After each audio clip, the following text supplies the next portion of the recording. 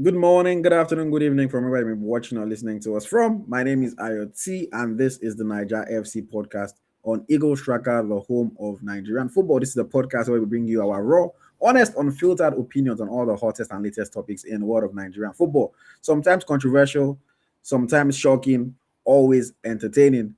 With me, as always, I have my co-host, my friend, Nigerian Football Encyclopedia, Smith Smilai, welcome. Another week, another show. Thank you for being here again. Yes, nice to be here again. That wonderful Monday evening. Nice to be here to talk Nigerian sports again. Yes. Thank you very much, So actually, I'm Smilai. caught in halves because food is somewhat.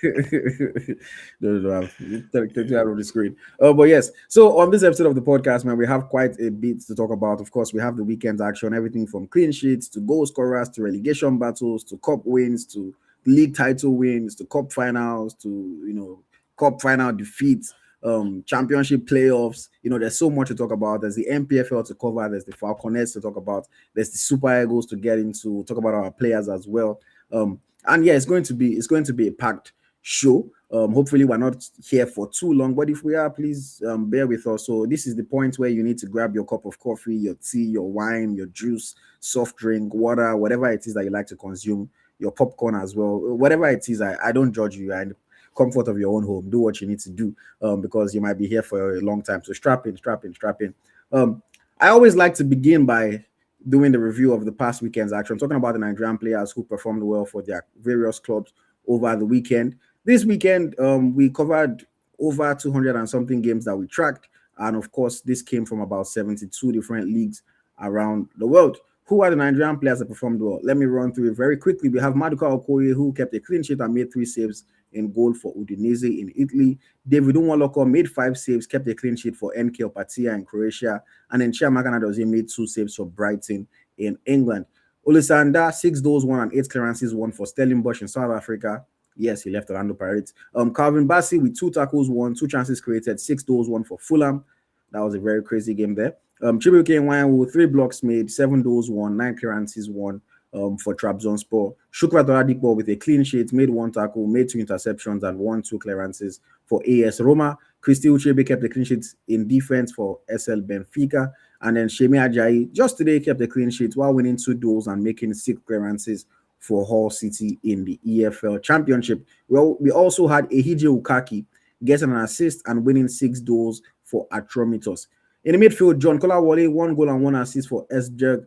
We had Anthony Dennis with 1 chance created and 3 dribbles completed, 9 interceptions made, 5 duels, one for Göztepe in Turkey. Rashid Ahmed also was on target for Petrojet in Egypt. And then for the forwards, Daniel Job, 1 goal and 2 chances created for Kongsvinger. Chidera Ejuke, 2 chances created, 4 dribbles completed, 10 goals, one for Sevilla in Spain. Oyeka Chiokafor with 2 goals for Fortis. Ismail Akinade with 1 goal for Kabbalah.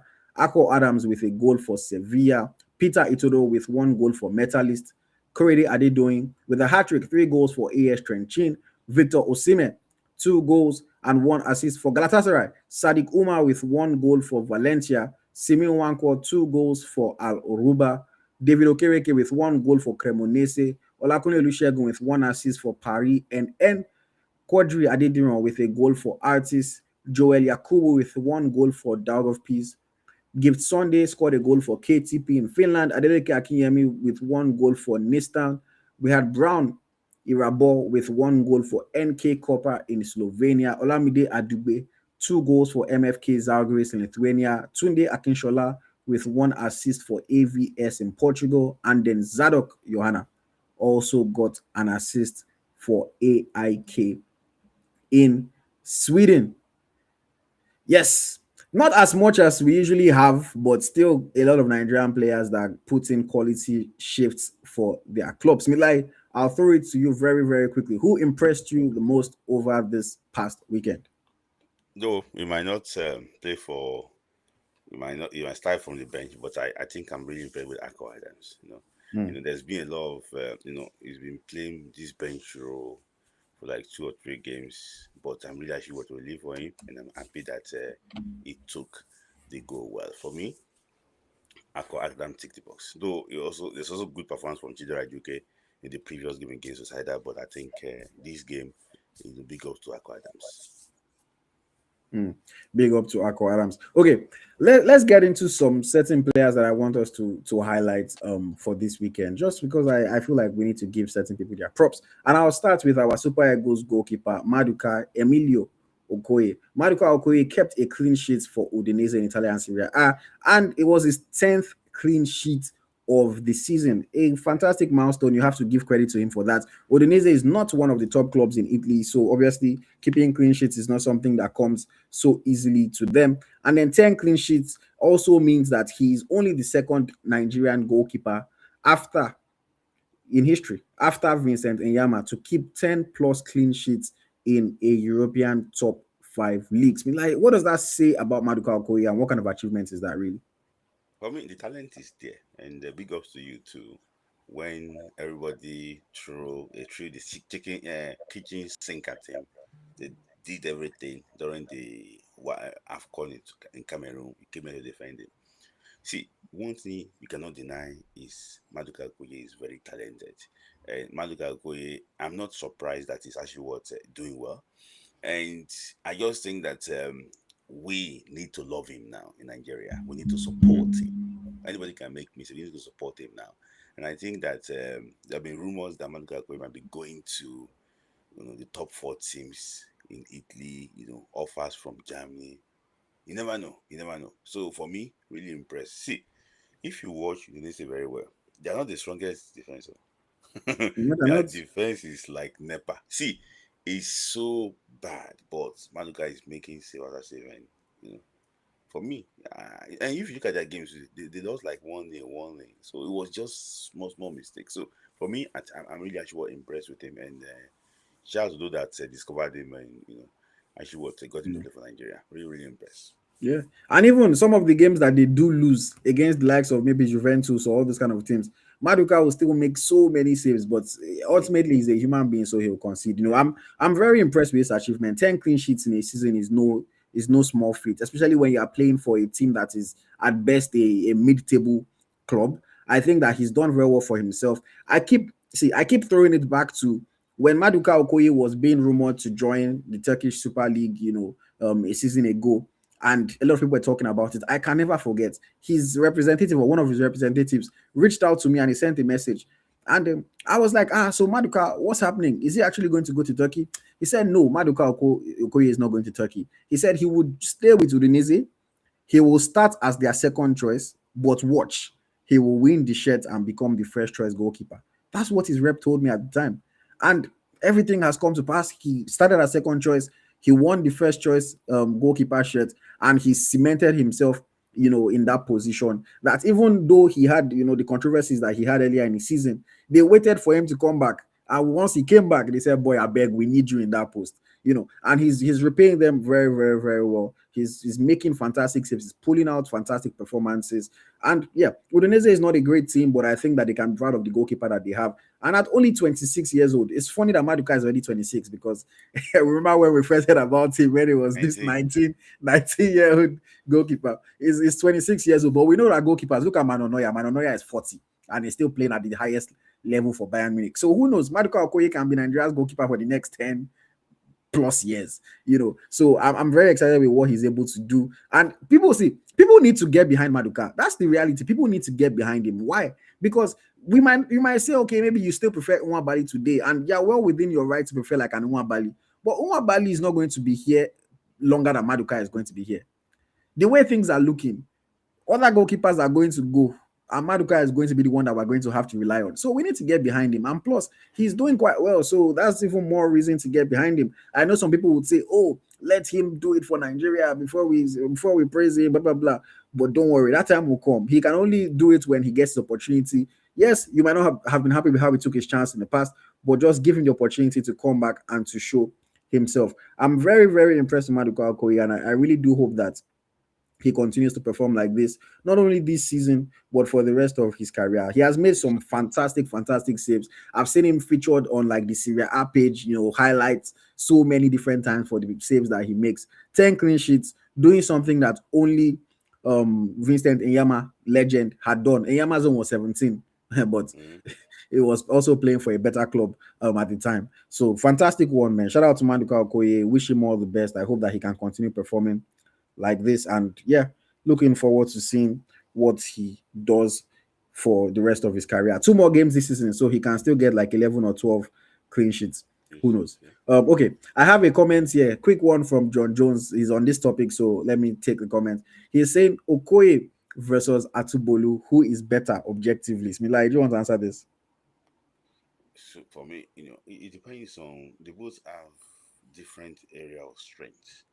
See, last season Atubolu was very, very good, but this Mm, season it's like not probably actually what the best. And this season, Maduka seems to be better than last season. So it's just for me, I will pick Maduka Okoye, and I mm, have my reasons for that. Maduka Okoye now is very good with set pieces. He claims the ball confidently. I don't think Atubolu does that. But Atubolu is very good one on one. I'm not sure if mm, Maduka Okoye is good one on one. So, but I think Atubolu is very good one on one. He's also a dead ball specialist. mm. When you say free kick, penalty, he's always confident saving penalty. Even now, penalty now, what about use win our art. So,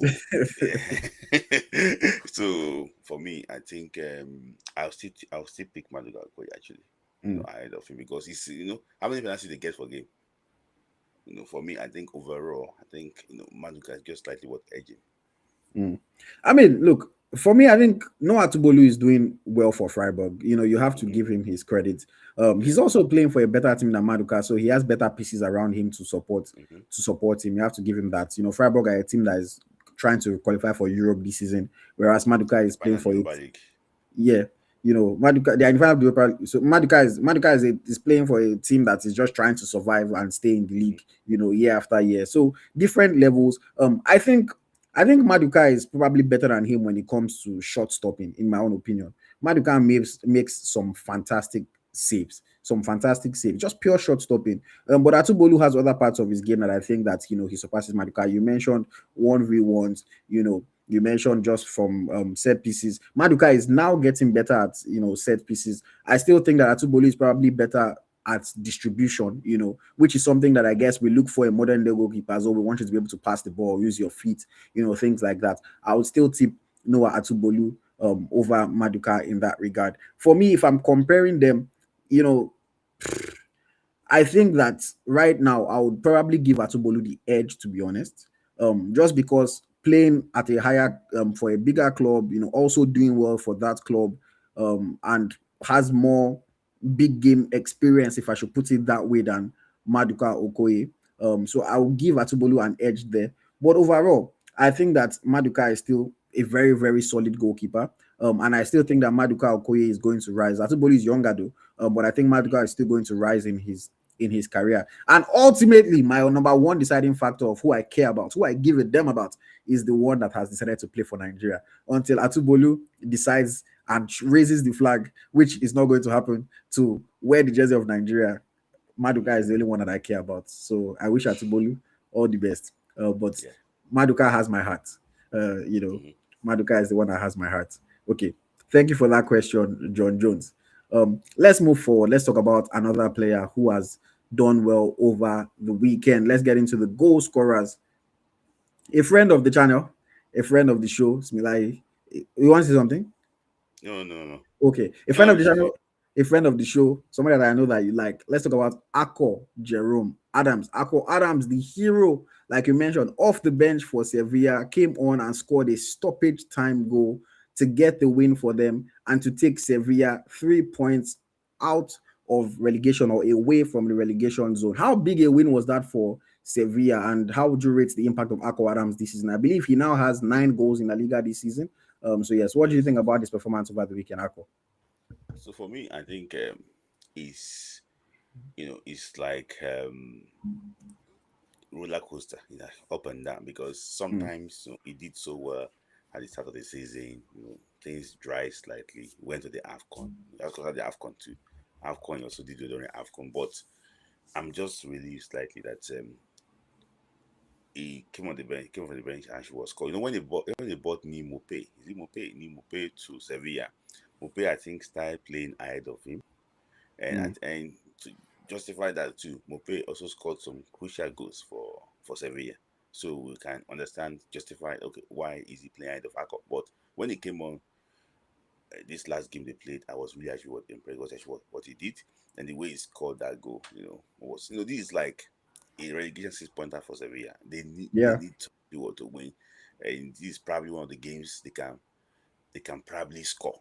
And they can probably actually get past. Against a fairly relegation rival. Yes, relegation rival. So for me, I think really really actually what pleased with him. And I hope that I just hope that I can get a move from Sevilla because I don't think it's a team that is probably gonna go to challenge for European titles again. I think they are probably miles of that now. So I think we might probably actually he needs to actually move on. I'm happy that he's doing well now. I would like him to score 10 goals this season so that he can be on double digits too because 10 goals is more. Say okay, probably I think 10 goals. How many assists? Is it three He assists has or two? 4 assists, 3 in the league, 1 in the cup. One in the cup. So that means that probably 15 goal contribution. Will not be bad. Mm. In this season for Akor. Yeah, No, yeah, you're right about that. And if he's able to hit the 10 goals, it will be the first time that he's hitting 10 goals in Europe's top 5 leagues. He once scored 15 goals in league when he was at Lillestrøm. And for Montpellier, his highest goal tally in the league was 8 goals. So this is already his best league season in one of the yeah, top 5 leagues. But then he has opportunity to hit 10 goals, and typically just arbitrarily, without really using the eye test. When you want to ask what is the mark of a good striker, you yeah. usually say at least you get double digits in the Get season. double That's digits. usually Yeah. like just arbitrarily a mark to say, okay, this guy is a good Mm-hmm. striker. So for Akor, like you said, we saw what he did at the AFCON. We know that he's a quality player. Playing a supporting role for Nigeria, of course, but then as Yeah, Sevilla trying to be the leader and trying to drive them forward. Fantastic return for them this past weekend. Defeating Espanyol. Like you mentioned, this is a team that they see and on the fixture list, and they're like, you know what, this is a game that we have to win yeah. because it's one of the crucial matches for them. I would hate I would use that word hate. I would absolutely hate to see them get relegated this season. So I'm very happy with the fact that they were actually able to win this one. And right now, it's the La Liga title is already with Barcelona, but everywhere else in the league is looking like things can still move around They quite a can still bit. go to So, Europe.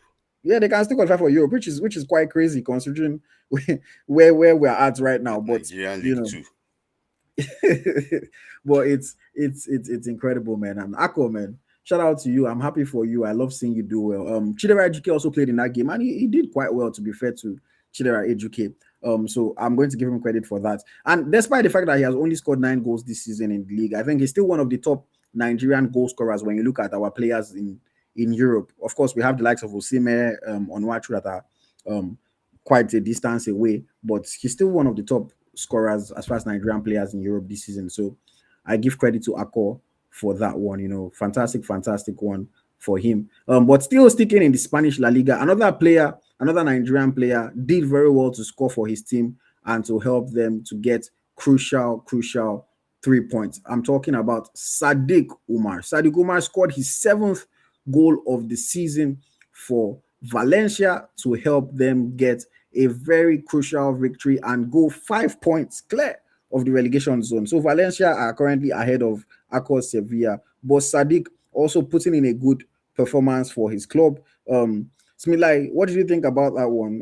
Sadiq Umar coming off the bench, scoring. Oh, no, did he? I think he started. Sorry, my bad. I think he started that game. Yeah. Scoring a crucial goal in the 72nd. Oh, wait, am I right? No, he came off the bench. Sorry. Yes, coming off the bench, scoring a crucial goal in the 72nd minute, securing a 1-0 victory for Valencia over Athletic Bilbao. So definitely not a game that, quote unquote, they should be winning. How do you feel about Sadiq's performance? So for me, okay, say I should raise my voice. Sadiq also, is adding those numbers together in in Valencia. I think Valencia seems to be his own, like They love him very. there. They love Is him is there. is So his own Galatasaray? yeah, so really actually what happy for him. Sadiq is very clumsy sometimes when he's playing, but the coach love him for that. And the combination between him and one guy up front is Ramon Tassa. So the boy used to play for Ameria before too. I don't know, maybe you know Hmm. the boy. He used to play for Ameria. He's called Ramon Tizi. So maybe probably he's Ramazani. Belgian. Ramazani. So because I Yeah. remembered when I think when they fouled Sadiq, he now go and tell about to go and play a penalty to go and collect the ball and play the penalty. So the chemistry between the two of them up front is actually what very, very good. I mean, I'm pretty impressed with what he's doing. 7 goals in the league for a player that his future was unknown. Nobody knows where he's gonna go. So I think they sold him right now. They don't know, maybe he's gonna Yeah. go somewhere. He didn't settle at all. But for him to score 7 goals, I think we have to give him his flowers too. So Mm. I'm really, really happy that Mm. Umar is doing very well. So may also continue too. So Mm. let's see who can get to 10 goals between him and Just Akor Adams. Smila, just to clarify, it's not 7 goals in the league, it's 7 in all competitions. He scored 4 in the league and 3 in the Mm-hmm. Copa del Rey. So it's only Yeah, 4 in La Liga. yeah, But yeah. still, overall, he's having a decent Overall, season for Valencia. it's not, Yeah. he's coming from like a wounded position, IoT. Yeah, he's already done Not better than he getting, did last season.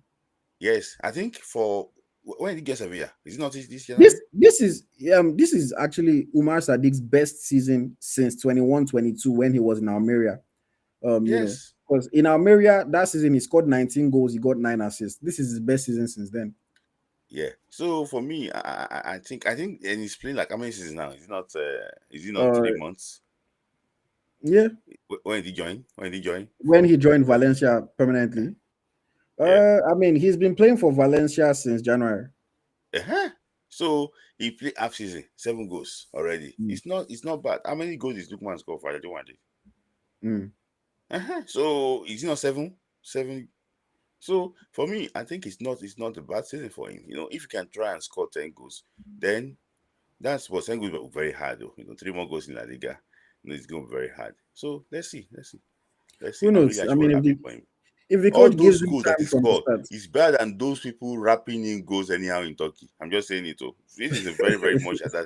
at that league to score. Yeah, If he it's the can, I truth. mean, he has 3 games to go in the season. If he can score, he Mm-hmm. has Can score Vallecano, he one has goal. Sociedad, Yeah. and then he has Mm-hmm. the champions Barcelona in the last game of the season.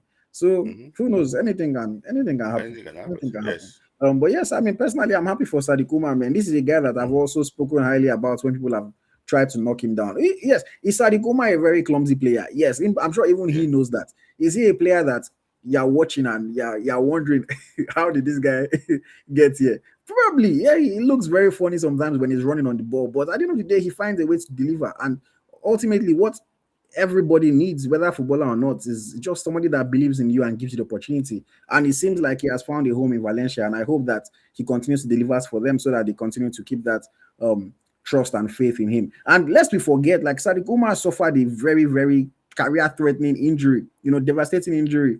And that's kind of what made things not go so well for him after his initial move to Real Sociedad. So sometimes when people talk about him as if he's a guy that just had hype and just never ever delivered for Mm-hmm. for reasons of just lack of performance. No, when he was at his peak, the best time in his career, he suffered a major setback and he's been trying to recover and bounce back. Never got his chance in Sociedad again. Went on loan to Valencia last year, did well. They bought him permanently this year. And hopefully he just continues to deliver for them, man. So I'm really, really happy for him. Good goal for him. Fantastic one. And yeah, just hope that Valencia also, just like Sevilla, can survive the drop and we can see more of him in the Spanish top flight next season. Okay, we advance. We move. Let's go into women's football very, very, very quickly. Unfortunately, our Super Falcons, our dear Super Falcons, Rasheedat Ajibade and Jennifer Echegini, they were on the end of quite a beating in the French Coupe de France finale versus OL Lyonnes. Look, the reality of it is that I hope Rash is not watching. Before the game started, I knew they were going to lose. If you know anything about women's football, you know that Lyon is one of the strongest sides in Europe or in the world as far as women's football is concerned. It just so happens that they are also playing in France. They dominate the league in France. They dominate in Europe. They are playing in the Champions League final this season against Arsenal. It's just no against Barca, not Arsenal. Arsenal is in the men's side. So it's just a dominant team. I pass now, yeah. It's just the dominant side. OL Lyon, they beat them whenever they play them in the league. That's the one team in France that PSG just cannot conquer as far as women's football is concerned. So before the final, I knew that, yeah, this was probably going to be a tough one for them because when they played them in the league, the two times they faced them in the league, Leon beat them without even conceding a goal in the two games. So it was always going to be a tough task. They ended up losing the final 4-1. It was 3-0 at halftime. Ajibade, I watched that game because of Ajibade and Echegini. They tried hard, they fought hard, they did everything.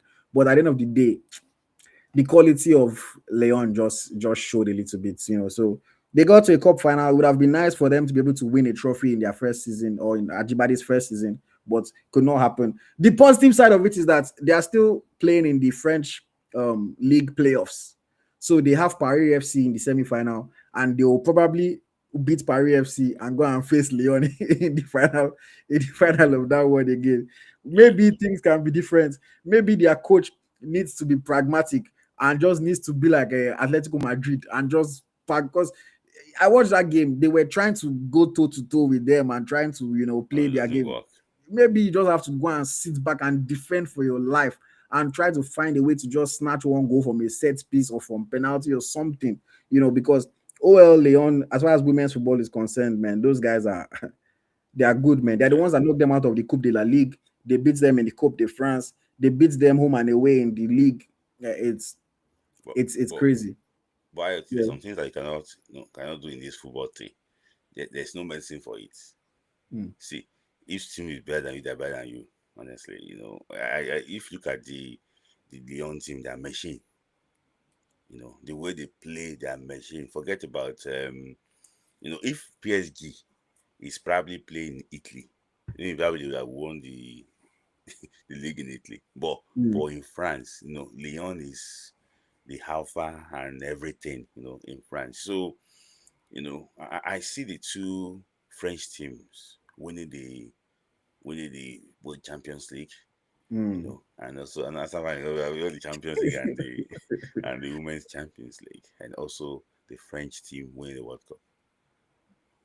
Winning the World Cup, are you going all the way to World Cup? Yes, they're winning the World Cup too. Okay, interesting. That's the reason why somebody posted after they losing 2-0 on Instagram, say Alaba did. So deserving himself for so for me, shout out to them. I'm happy that at least they're competing at this level.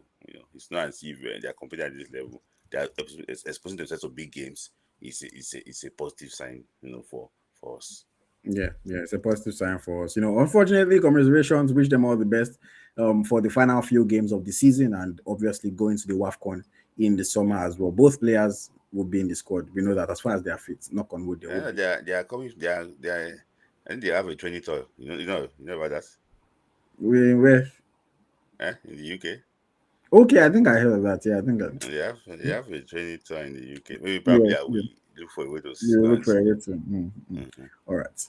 Speaking of defeats in cup final, let's us move to somebody that reached the cup final with a victory. Our very own Chiamaka Nnadozie made 2 saves, I believe, or 3 saves in that game and helped her Brighton side to defeat Liverpool and qualify for the English Women's FA Cup final. In her first season in England, she has the opportunity to win a trophy. They will be facing Manchester City in that final. So, it's not going to be different. It's not going to be easy, rather. But if anybody can beat Man City this season, it's Brighton. It's Brighton. If anybody can beat Man City this season, I believe. Forget us now. I believe they beat Man City already in the league just a few games ago.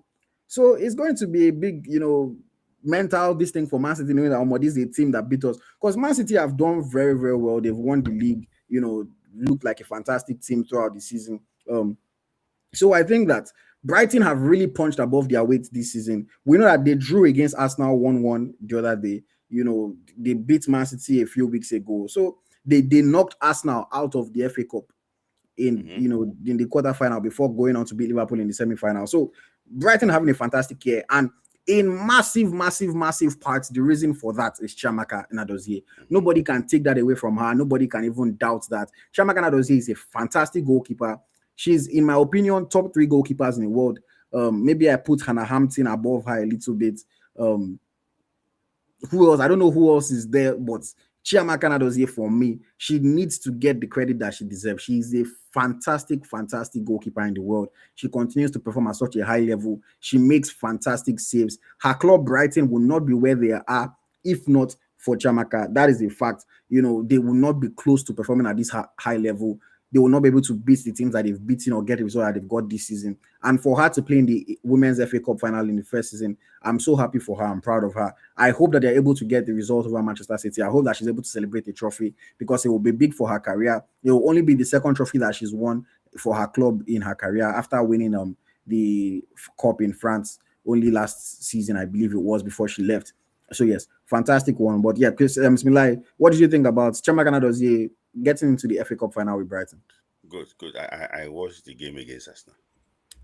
The quarterfinal. And the final, she was good, fantastic goalkeeper. You know already that Chiamaka is probably one of the best goalkeeper in the world, and I'm not really surprised that she's now probably one of the best in England. So I don't know exactly which team she can play for at the higher than Brighton, but the way the Brighton coach sets the team up is very difficult for opponents to beat them. I know that one for sure. But we'll see. Khadijat is the player of the year. Bonnie Shaw. Khadijat of Man City. Yeah. I said Khadijat Bonnie surely. Shaw, yeah. Yeah, she's the best player. So we'll see exactly how Chiamaka will fare. When playing against her. It's going to be interesting to see best striker against best goalkeeper. Maybe see who what did they say? Unstoppable force against immutable objects. So it's going to be a massive clash. It's going to be a massive clash. But yeah, shout out to her. A comment here from Viral Moment says, "You know what marvels me about Chiamaka? The instant impact in that thing, bro. She needs more hype. She definitely needs more hype globally because I think I can't remember what page it was on Instagram. Was it one of these British publications? They did a poll to their audience and they said, "Oh, who's the best goalkeeper?"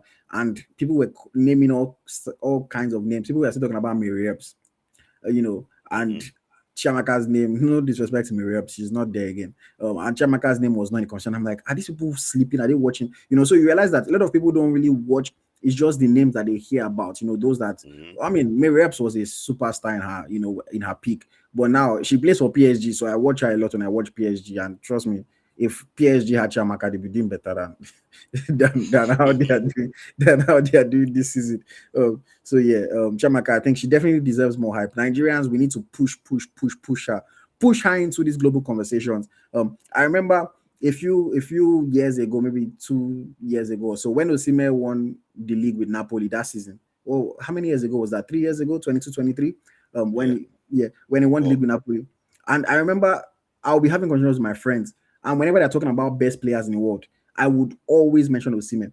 And people will be telling me, he's like, what are you talking about? And I'm like, nah, like, if all of you don't want to acknowledge it, I'm going to put my Nigerian star in the global conversations because he has to be there. People are telling me, Rich Vinicius, that's your own problem. But my belief is that when a Nigerian player is performing at such a high enough level, whether I truly believe it or not, I'll put them in those conversations. But with Chiamaka's own, I truly believe it. It's not even my Nigerian bias. It is just the evidence is there. Watch her play. Watch her play for Nigeria. Watch her play for her club.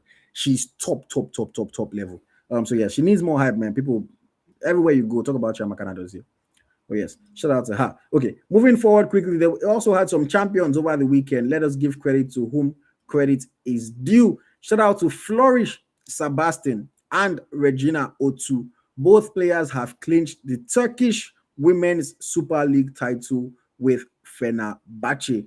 So we give credit to them for that one. Of course, the Turkish Women's Super League is definitely not a high quality league like that. But at the end of the day, you can only beat who is in front of you. And they've been able to do that and win the league. Flourish Sabastine scored 10 goals this season for Fenerbahce as well. So she has contributed, with her goals towards their league title win. Of course, we know that Tosin Dimeni also plays in that league. So they defeated their fellow Nigerians to be able to get that title. Unfortunately, the Turkish Women's League doesn't get any or much coverage at all, which obviously is the reason why it's really hard to know how players are doing well when they are playing in the Women's Super League, things like that. It doesn't get much coverage at all. It's not a high-level league, but at the end of the day, let's still give credit to whom credit is due. Flourish, Sabastine, and Regina O2, champions of Turkey. Shout out to them, and I hope that they continue to progress from there. Smilai, any thoughts on that one? Winning the Turkish Women's Super League. No, not the best league, but I'm happy for them. We discussed about Flourish Sebastien, in our previous show, and it's just happy for them. When you win, the mentality is there. But I just think that, like you said earlier, too, is not probably one of the best competition. I watched Galatasaray play in Europe, and that they are not actually what there. So for me, Turkish league is not really actually what there. But you win, you win. That's it. Congratulations to them. Yeah. For speaking of watching Galatasaray play in Europe, I remember watching. God forgive me. One day I was watching a game, Fenerbahce versus Galatasaray, Turkish Women's Super League. I think they happened to stream that game on YouTube. So I was like, okay, you know what? I'll go and watch. Bismillah. If I just randomly just showed you that match and I told you that this was under 15 girls, you'd have believed. It was so haphazard. The quality was so low. The players looked so ordinary. It did not look like a high-level football game at all. I talk about how Esther Okoronkwo plays in Canada and that the quality of the league here is not good enough. The quality of the league here better than the quality of the league in Turkey, I'm telling you. I'm telling you. Oh, man. And I know that sometimes when you're watching on TV, the game looks a lot slower than in real life. I know that. I don't know if you have been to a live match where you watch and you see how quick things are moving in real life. On TV, it looks a little bit slower. But still, man, the Turkish Women's Super League is just so low quality. And I feel like the best players that we have, even Tosin Dimay, I don't know how much they're paying her. Maybe they're paying her very well. I don't know. But I would even rather she be playing in Saudi than be playing. Let's just might as well go to Saudi. Let's know that you're making money. Let's know that you're enjoying yourself. Than for you to be playing in Turkey where you are not being seen. I guess the only positive part of it is that okay, she qualified for Europe. But now that Fenerbahce won, Fenerbahce will be the ones in Europe next season. So maybe we'll see O2 and Sabastine playing in the Women's Champions League. But we know they are going to get there. They are going to get slapped in every game. There were no match for any of the teams that Galatasaray that they played this season. Yes. Not a quality league, but yeah, it is what it is, man. Maybe they can get moves, positive moves. I did not say win now, win. At the end of the day, win now, no be lie. Even myself, when I win in my local league that I play here, myself I celebrate. So who am I to say no? Okay. League title winners or cup title winner. Let's talk about Bamidele Yusuf. Smilai. I know you mentioned him last week. You said that they are starting to hype him a lot in Nigeria, but I mean this week he has helped his team to secure the Hungarian Cup title. They played against ZTE in the final. ZTE features a Nigerian player, Akpe Victory. Akpe Victory story is an interesting story as well, but I'm not getting to that right now. Bamidele Yusuf came off the bench. The game went to extra time. His team was able to secure the victory. So congratulations to him. Wishing him all the best. Maybe he can get a move from Ferencvaros into a better team this summer. Who knows? But I think he has done quite well for them this season in the league. In the Europa League I think that they were in, or the Conference League, one of those two, and of course winning the cup as well. So Smila, your thoughts? Bamidele Yusuf winning the Hungarian Cup. Good for him, like I said. It's like what next? Now that you've conquered, is it Hungary? Hungary, yeah. Yes, you've conquered that place now. So it's now left for you to actually look at exactly how to actually progress from that level. Good for him. I know that a lot of people are hyping him, but me, I'm just trying to to stay humble and see exactly what the guy can actually do for himself first in the future. So if I'm to advise him, he should go to Belgium first. Well said. And I mean, with one game to go in the league, they still have a chance to win the league as well. They are 1 point behind the first place team in the league with one match to go. So if the other team should drop points and they win their own game, then of course they will be winning that. But what is also interesting is that the team that they are playing in their last game of the league season is the team that they just beat in the cup final. So it could be a game where the other team comes for revenge. Yeah, they went extra time. So the other guys can come for revenge, or maybe they can show their dominance and win it again. But yes, congratulations to Bamidele Yusuf, man. I'm happy for him. I've had little interactions with him here and there. I know his representatives, but again, maybe this is what is going to propel him to bigger and better things in the future, because I think Hungary right now is the 22nd best league in Europe. So obviously the level is not a top level, but like Adedoton said, Win now, win. Win and win. Win now, win. So we're happy for him. Okay. Another one. This one, so we say win now, win. Victor Osimhen has secured his second Turkish Super League title with Galatasaray SK. It was a very, very, very crucial performance from him. Of course, he scored 2 goals in that. Scoring 2 goals in that game to help them come from behind. I think they were losing 2-1 at some point, and I was like, there's no way after they messed up the week before. I'm like, there's no way these guys want to mess up again. But football, you just have to make it a little bit dramatic, make it interesting, entertaining. Osimhen took the game by the scruff of the neck, won a penalty, converted it, scored another goal, helped them to get the victory, and of course, they are champions of Turkey. Second one in a row. Is it really that big a deal considering the fact that they've been winning it even before he got there? But nevertheless, he contributed. He won another league title. He went on Instagram Live after he was celebrating. He was happy. Of course, the streets of Istanbul, the Turkish fans, they love their football. Galatasaray fans are loud. They are proud. One thing that I love about Turkey is that they don't shy away from taking jabs at other teams and other coaches. I saw they were posting, because I think Fenerbahce have had 3 different coaches this season, including Mourinho. So Galatasaray were posting on their page, they were mocking them, they were mocking all the players. I was like, they banter each other like that in Turkey. But yes, Osimhen, second league title with Galatasaray. How do you feel about that one, Smilai? Good, and they will still win the game, because if you look at the investment they did with Fenerbahce, they should be miles ahead of other clubs in that same Turkish Super Lig. So, what is now next for Victor is because based on the team that Gala got now, they are still strong enough to win the league next season. I don't know exactly how their business will be like during the summer, but for me, it's about Victor Osimhen. What next? For Victor Osimhen, that's it. Because do you want to keep on winning Turkish league for 5 years in a row? What's next? What's the next step in the career? I know that Istanbul is a very beautiful place to go to. To try.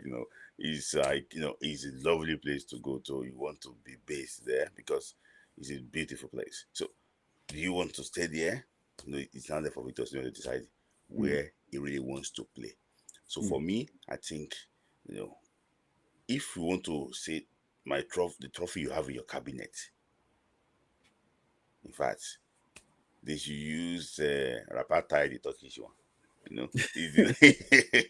For me, I know with due respect to Turkish league, but for me, I just think that if Victor Osimhen is now the stage that he needs to compete for the European title and even the top 5 European leagues. Yes. Look, what next for Victor Osimhen? If we're to judge based on his own words, when he was on his Instagram Live celebrating and being very happy, he said, "We are going to come and do it again next season." Which is already that is what you should say. I mean, I understand that's what he should say, but we know that Victor Osimhen is not a guy that does things for cameras or for. Osimhen is not a very well media trained player. Let me put it that way. Osimhen says his mind, he says his feelings, whether or not you agree with him and what he's saying. So when I heard that, I feel like he genuinely means it. I feel like Osimhen is genuinely looking at it and saying, this is where I'm going to be next season. Now, football, we know anything can happen. A big offer can come. That's why I would tell him, a guy, like, this offer is 120 million. We need the money. We need to take it. They're going to pay you. Like anything can still change. But what I think is that as of this moment, or at least as of that moment when he was celebrating his league title, Osimhen sees himself being there next season. I think Osimhen has reached the point where he genuinely does not give a damn about his reputation when he's done playing football. He genuinely does not give a damn about what I or what you or what any of us think about him playing for big clubs, playing in the biggest leagues, playing and winning the biggest trophies. I don't think he gives a damn. I think Osimhen right now has found a home in Galatasaray. He has won 2 league titles there. He is treated like a mini god in that city of Istanbul. And he's very happy with his life, which is well within his rights to be. We are also well within our rights to say we want more for him as a player that we like and we see his potential and we love. But I genuinely think that Osimhen wants to stay at Galatasaray next season. And unless something crazy comes around and changes the situation, I think Osimhen will be a Galatasaray player next season. So I don't want to go through what I went through these last years, where every summer we're hearing one new Victor Osimhen rumor week after week after week. We're coming on the podcast. We're talking about Osimhen to Juve, Osimhen to Barca, Osimhen to Madrid, Osimhen to Chelsea, Osimhen to Arsenal. We talk about him for the whole 8 weeks of summer, and then he still ends up at Galatasaray. I think Osimhen wants to be there, and I think that begrudgingly, it's time for us to accept it, that this guy doesn't care about legacy.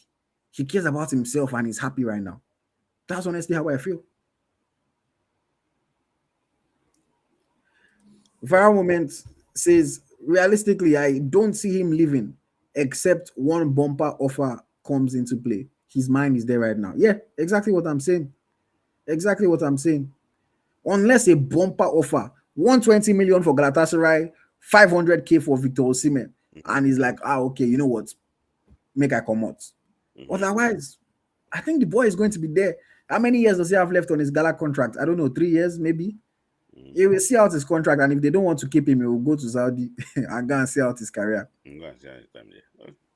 Well, you know him more than me. So, but for me, I think the vibe I'm just getting is like I think he might probably still want to compete in Europe, because if you look at what he said about trying to join Chelsea there and things like that, it's not as if the Saudi offer was on the table then, but trying to join Chelsea at that time, I think he can still compete. But you know him more than me. So just put it that way. Yeah, but but our prayer is that we want him to play for bigger club. Yeah, but there's no doubt that there will be interest in him this summer. Of course, there will be. Chelsea will be interested again. I don't know if Arsenal will be happy with Gyökeres or they will be interested again, but no doubt teams will be interested. If Real Madrid lets go of Mbappe, they will probably be interested in him. Barcelona have Lewa that is old and Ferran Torres. They'll probably be interested in, so there will be interest. It's only a matter of if the financials come into play. We know that Osimhen has said he's not taking pay cuts, so forget that one. It's only the financials make a lot of sense for him. Yeah. And just very quickly, since we're on Osimhen, I want to talk about this a little bit, because I remember I had a conversation on Instagram with one of our people that comes on the channel fairly often, and he was talking about how Mbappe has been receiving a lot of criticism from Madrid fans, especially. They're not happy with him, which I think is a bit crazy. I think that, look, when you're a fan of a team like Madrid, you are such a sports brat. Like, that's the only word I can use to describe you, sports brat. Because Real Madrid is the only team that I know that a striker can be scoring 40 plus goals in the season, and then go still they install time that is not good. It's not helping his. I said 40. You mean that if you add all my attackers in Chelsea, if you add all of their goals together, it never reach. That's what one guy is giving you, and you are still insulting and complaining about this guy. And he made a post on Instagram talking about trying to compare the situation and said, if it was Nigerian fans be criticizing Osimhen, blah blah blah. And I think that is a very interesting thing. But ultimately, look at how people look at it. Just like you say sometimes, like, you don't care what these players do for their clubs, about what they do for the national team. And Victor Osimhen has had a fantastic career for himself so far. Won the league title in Italy, won 2 league titles in Turkey, played in the UEFA Champions League, scored goals, dominated against teams like Liverpool. But he hasn't won anything for Nigeria yet. Has he scored a lot of goals for Nigeria? Yes. The same way Kylian Mbappe has scored a lot of goals for Real Madrid. But ultimately, since Mbappe joined Real Madrid, they've not won shishi. Barcelona have been dominating the Spanish La Liga. Barcelona have been dominating the Spanish La Liga, and people are probably looking at Mbappe and thinking, okay, you are doing well for us in terms of goal scoring, but since you joined, we've not won anything. And they feel like, he doesn't work hard enough for the team. He doesn't press enough. He doesn't, the team is adapting to him too much. That is not helping. Obviously, when a team is not doing well, when a team is not being successful, when a team is not hitting the standards, they always look for somebody to blame or people to blame. That's the life of football fans. They look for somebody to blame. And right now, he's getting the brunt of it. And I think that when people look at Victor Osimhen and they wonder why Nigerian fans or some Nigerian fans are critical of him, I tell them and I say, look, objectively speaking, Osimhen is a top player. I love Victor Osimhen as a footballer. But when you look at some of the things that have happened in the past, his outburst on Instagram some years ago, the issue with Lookman at the AFCON only last year. I'll mention those two because those are the biggest ones. And a bunch of other small things here and there. And then you add to the fact that he has not taken us to a World Cup. He has not won an AFCON. Some people look at him and say, the guy does he think that he's General Mbappe? Who does he think he is? That's how some people look at it. I'm telling you, for all the people that criticize Osimhen at every turn, there are some people that I know, any small thing he does, they want to criticize him. Nigerians. Once Osimhen wins for Nigeria, once Osimhen lifts the AFCON title for Nigeria, once Osimhen goes to the World Cup and bags 2, 3, 4 goals for Nigeria at the World Cup, people will change their minds. It's the way football fans are. Until you've given them something to cheer you on for, they don't really care. And I think that is such an interesting parallel. Mbappe has scored 40 plus goals. Madrid fans still pick on him every chance they get. Osimhen has scored what, 30, how many goals for Nigeria so far? You know, about to break the great Rasheedat Ajibade goal scoring record. But some Nigerian fans still pick on him whenever he does any small mishap. And I think it is because the one thing that he is missing is that trophy. The trophy and that World Cup appearance. To Nigeria, we cannot win World Cup, so going to the World Cup is like winning World Cup for us. But I think that those are the two things. The trophy, the AFCON trophy, and the World Cup appearance. Yes, you've won what? Bronze medal. How many? Twice now. Silver medal once.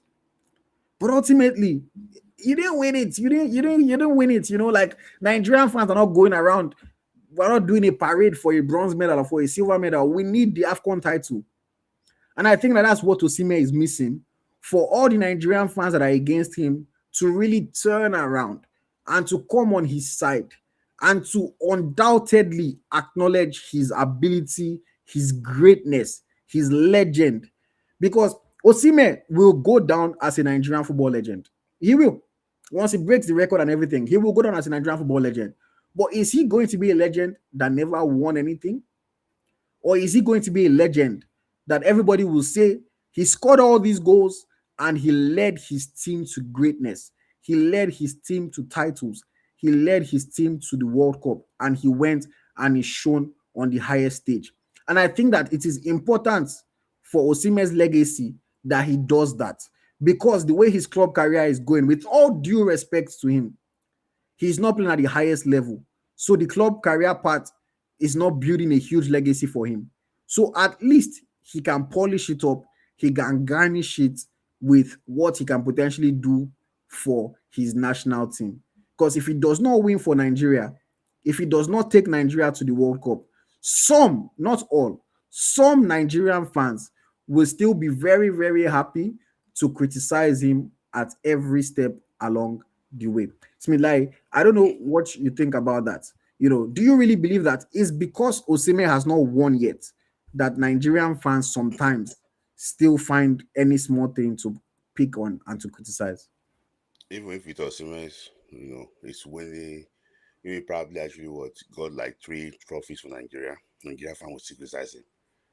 That's actually what the nature of our that's our nature. So for me, I just think that to stamp his legacy, Osimhen needs to win for Nigeria. That's very important. I can tell you for that. But even without winning for Nigeria, Osimhen is just one player for Nigeria. So others still need to step up. So if Osimhen is not delivering for Nigeria, I don't think that is enough to criticize Victor Osimhen. So, if Jekini, people think that Jekini probably is the best striker in the history of Nigeria. I agree with that. But that same team that Jekini played for, forget about 94 sets. In 84, he had players like Chidozie Awaziem. He had players like Etimesi, even in the late 80s. So, in my own opinion, he was blessed with players. At some time, when Osimhen started his career for Nigeria, as a main player, Osimhen started with having Ogeneka Retebo as a midfielder. With due respect to Ogeneka Retebo. So, they have to also create opportunities for Victor Osimhen to score goals. So, in my own opinion, I think others need to step up. But I think maybe probably Eric Chair is building something new that can actually take him to that actual level. Boss, I can't blame. Yeah. No, okay. I wanted to just say, I understand what you're saying about others need to step up. No doubt about that. But what happens to the likes of Erling Haaland, who drags Norway to the World Cup? The likes of Victor Gyökeres, who drag Sweden. Look, I understand that football is an 11-player game on a team. No one man can do it all by himself. But some players have still been able to drag the dead weight with them and to take their teams to this place. Nigeria, I'm not saying it's his fault that we did not qualify, but again, for his legacy, for people to turn around and to revere him the way that he deserves to be revered, can't they say, look, I don't care what it is. Osimhen needs to drag Nigeria to the AFCON title. Osimhen needs to drag Nigeria to the World Cup. Did Haaland drag Norway? I'm just saying that it's just one game.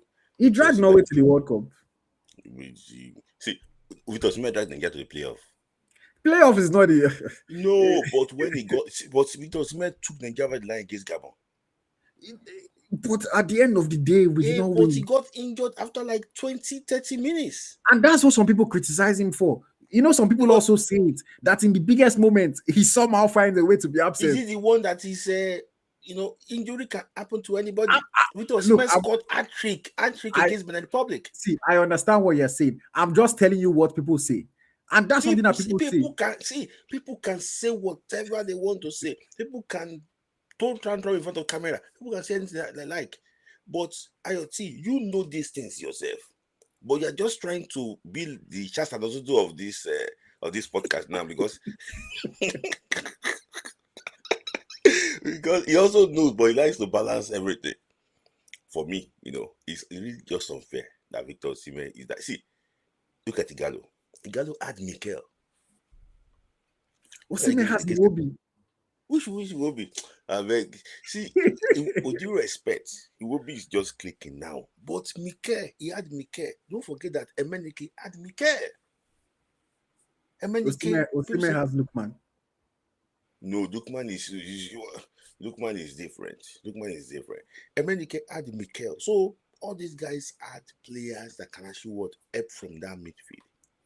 It's difficult for Victor Osimhen, but I just hope that we can just turn the corner and provide for Victor Osimhen. For me, imagine I with due respect of our legend, Victor Osimhen is probably I don't want to say this because the legend Rasheedat Ajibade Jennifer it's probably the most gifted Nigerian striker I've seen in history. Okay, let me just ask you this. Let's say Osimhen is how old now? Maybe 28, 27. Okay. Osimhen is 27. Let's say he has 5 more years for Nigeria, or maybe more than that. Let's say 7, 8 more years for Nigeria. At the end of his career, highest goal scorer in Nigerian Super Eagles history with 65 goals. 4 bronze medal, 2 silver medal AFCON. Never played World Cup. Would you be able to say Osimhen is one of the greatest ever? For me, I said something that greatness also comes with winning. Don't forget that. But in terms of talent, I think Victor Osimhen is probably the most talented Nigerian striker I have seen. See, I understand, boss. We've seen talented, like Hatem Benafa was talented.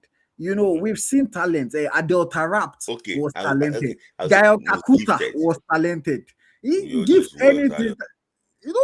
Talent. We've seen talent, but again, talent like in 20 years, people don't care about how much talent you had. They care about how much greatness and success you had. Okay. How many AFCON did George Weah play? George Weah won the Ballon d'Or. Yeah, Victor Osimhen can still win Ballon d'Or. In Galatasaray? In PSG?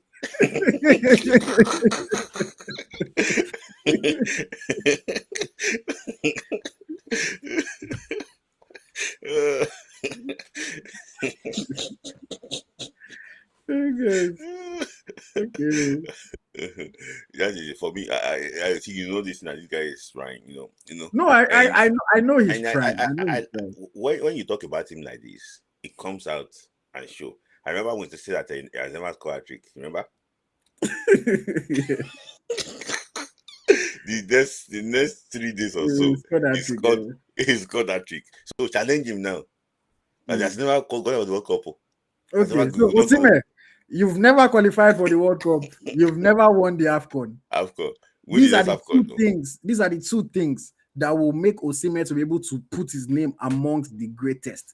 When we're talking about the Nwankwo Kanus, we're talking about the Rasheedat Ajibade's, the Segun Odegbamis, the big boss Stephen Keshis. That is what is going to allow him to be able to rank amongst those greats. When he wins an AFCON title and when he takes his talents to the world and scores goals in the World Cup, not just going there, scoring goals as well. But yes, I love Osimhen, and I love him as a player. I'm happy for him that he's doing well for himself. I think that it is just time for him to start doing well for us as well. Because as football fans, we're invested in him and in his journey and his career as well. So we want him to do well for us as well. But yeah, shout out to Victor Osimhen. I think we'll still talk about Osimhen a little bit later in the show, but let me just put a pin on that for now. Let me just quickly take some comments. Uche says, no, Osimhen no go even win African Player of the Year as it stands. Yeah. Because people don't like. I've never heard anybody talking about any player, and when they are trying to hype up the player, they say, do you know how many Turkish Super Lig titles he won? It's always he won this many Champions Leagues. Oh, he won this many Premier Leagues. He won. Nobody's going to be saying, oh, he won 3 Turkish Super League. Do you remember that Ushe Kalu also bossed Turkish League? The other of Ushe. Yes, I know Kaluche. Do you remember that Enyoriku was the star boy for Gala? Yes, now. For Gala. Who remember? I'm just saying that. Yeah, fair point. Charles says, to be fair on Victor Osimhen, our team was going through tough times. Some of our players were going through club crisis and injury. He's trying. I see. All these things are fair to say. But in 10 years' time, nobody has all this context in 10 years' time. Nobody, we're just going to be looking at the final outcome, which maybe is a good or is a bad thing, but that's the way it's going to be. At the end of the day, when his career is said and done, it's you that will be trying to shalaye, but Lookman was fighting his club, but did he win or did he not win? That's what people are going to be looking at. But I understand what you are saying for sure. Okay, some other people are talking here, but they're not sending their messages in the required manner. It's Manasa. If you have picked Manasa as the African Player of the Year, we are finished then because it's Manasa was. I think the way things are going, Hakimi will probably win it again. Hakimi is about to win the Champions League. He has already won. They've not won it yet. The French League gone. So, and Morocco won the AFCON.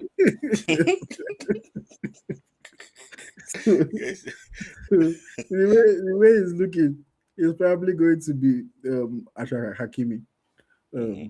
But yeah. Okay.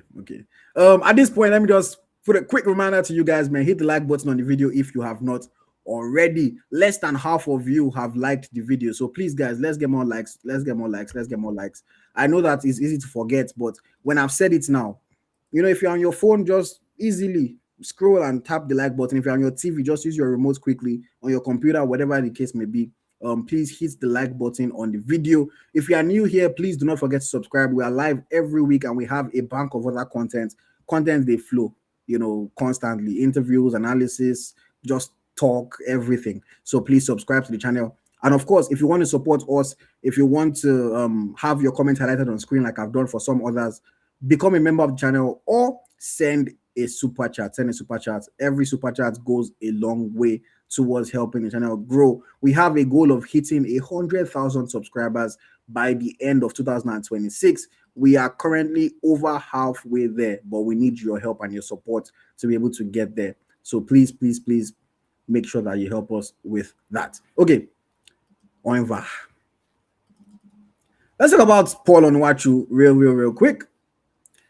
Onuachu remains the top scorer in the Turkish Super Lig with 22 goals, despite not scoring in 4 consecutive league matches, 5 matches in all competitions.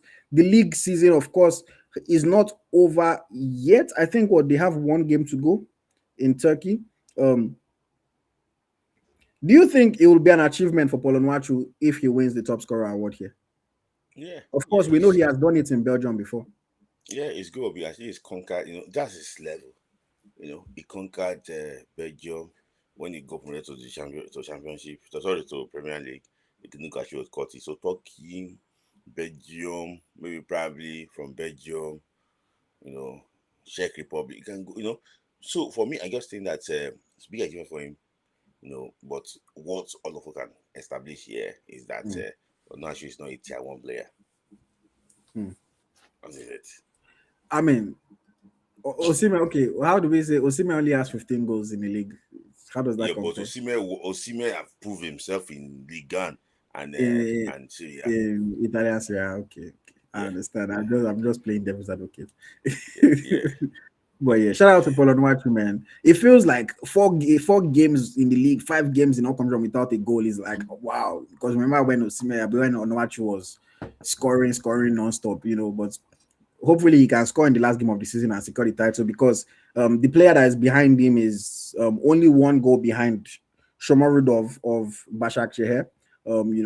He has also had a fantastic season. He has scored 21 goals, and who knows, maybe he can score 2 in the final game of the season to pass Onuachu. So Onuachu definitely needs to get a goal in their last game of the season. Osimhen is 4th highest with 15 goals. He's tied with Mohamed Bayo. But yes, I just wanted to highlight Paul Onuachu because he's not been scoring recently, but he's on his way to win another top scorer award in a different country this time. Okay, and then the final player that I want to just highlight, Semi Ajayi, Super Eagles defender Semi Ajayi, helped his side today to reach the EFL Championship playoffs final. They defeated Millwall 2-0 in the second leg of the semi-finals to win it 2-0 on aggregate. I was watching the game before I came on this stream, and it's quite incredible because in the first leg at Hull City, Hull were rubbish. Millwall had chances, they had opportunities, they just couldn't score a goal. And I was thinking that when they go to Millwall for the second leg, that Millwall will just come and blow them out the park, and throw them away, very easily dispatch them. But interestingly enough, in this game, despite Millwall still looking very, very threatening in moments, Femi Aziz, look, that guy is a player. I mean, I've said this already, and over these 2 legs, he has shown me further than that, like he's a player. Femi Aziz had his moments, Millwall had their moments, but ultimately it was Hull City, 2 quick goals on the counter, quality finishes. One was a nice left-footed strike, another one was good build-up, another left-footed strike from just inside the box, and they win it 2-0. In the first leg, Semi Ajayi did not play, but in the second leg, he started in the back 3, and he had quite a decent game to help them to keep the clean sheet and then secure. Fantastic one. Like, do you feel like Semi Ajayi can be coming to the Premier League yet again? What do you think? Yes, I'm tipping him because he's probably the only Nigerian left now in the playoff. So I supported Millwall. I will not lie to you, but I'm happy for Semi Ajayi. He's this mid Premier League championship player. So I hope that they will not sell him when they get promoted because that's another thing. So that all City will not say, okay, you know what, we want to go and get season Premier League player. They want to go and buy maybe Tosin Darabioyo and so on. So I just hope that he can also play, with them. Because based on what I can see now, the first choice. It's not really the first choice in in the West, in the what's it called, in all cities. So I just hope that it can probably actually stay there and play in the league. Yeah. Yeah, I mean, he's getting older, 33 years old now, so age is not really on his side. Coupled with the fact that we know that Semi Ajayi is also quite an injury-prone player. He gets his fair share of injuries.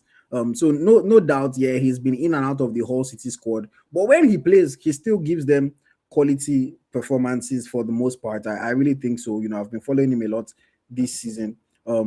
And I mean, he's still a set piece threat, even though he doesn't score that many, but he's a presence in the box. So people always have to watch him closely. And for me, like ultimately, he's the last Nigerian player left in the championship playoffs. And I want to see our Nigerian players playing for the biggest teams in the biggest leagues in the world. Even though Hull is not going to be one of the biggest teams, but they're going to be in the biggest league if they are able to get past Southampton or Middlesbrough in the final of the championship playoffs. So I'm very happy for him. I wish him all the best. I'll not lie to you, me like I also was supporting Millwall. Only for the fact that it's always nicer to watch a winger than to watch a defender. And I say this as somebody that played as a defender. I like as I enjoy seeing tackles and seeing interceptions and seeing somebody that is just clever and reading the game. But objectively speaking, most people enjoy seeing dribbles and seeing goals and seeing crosses and seeing attacking play.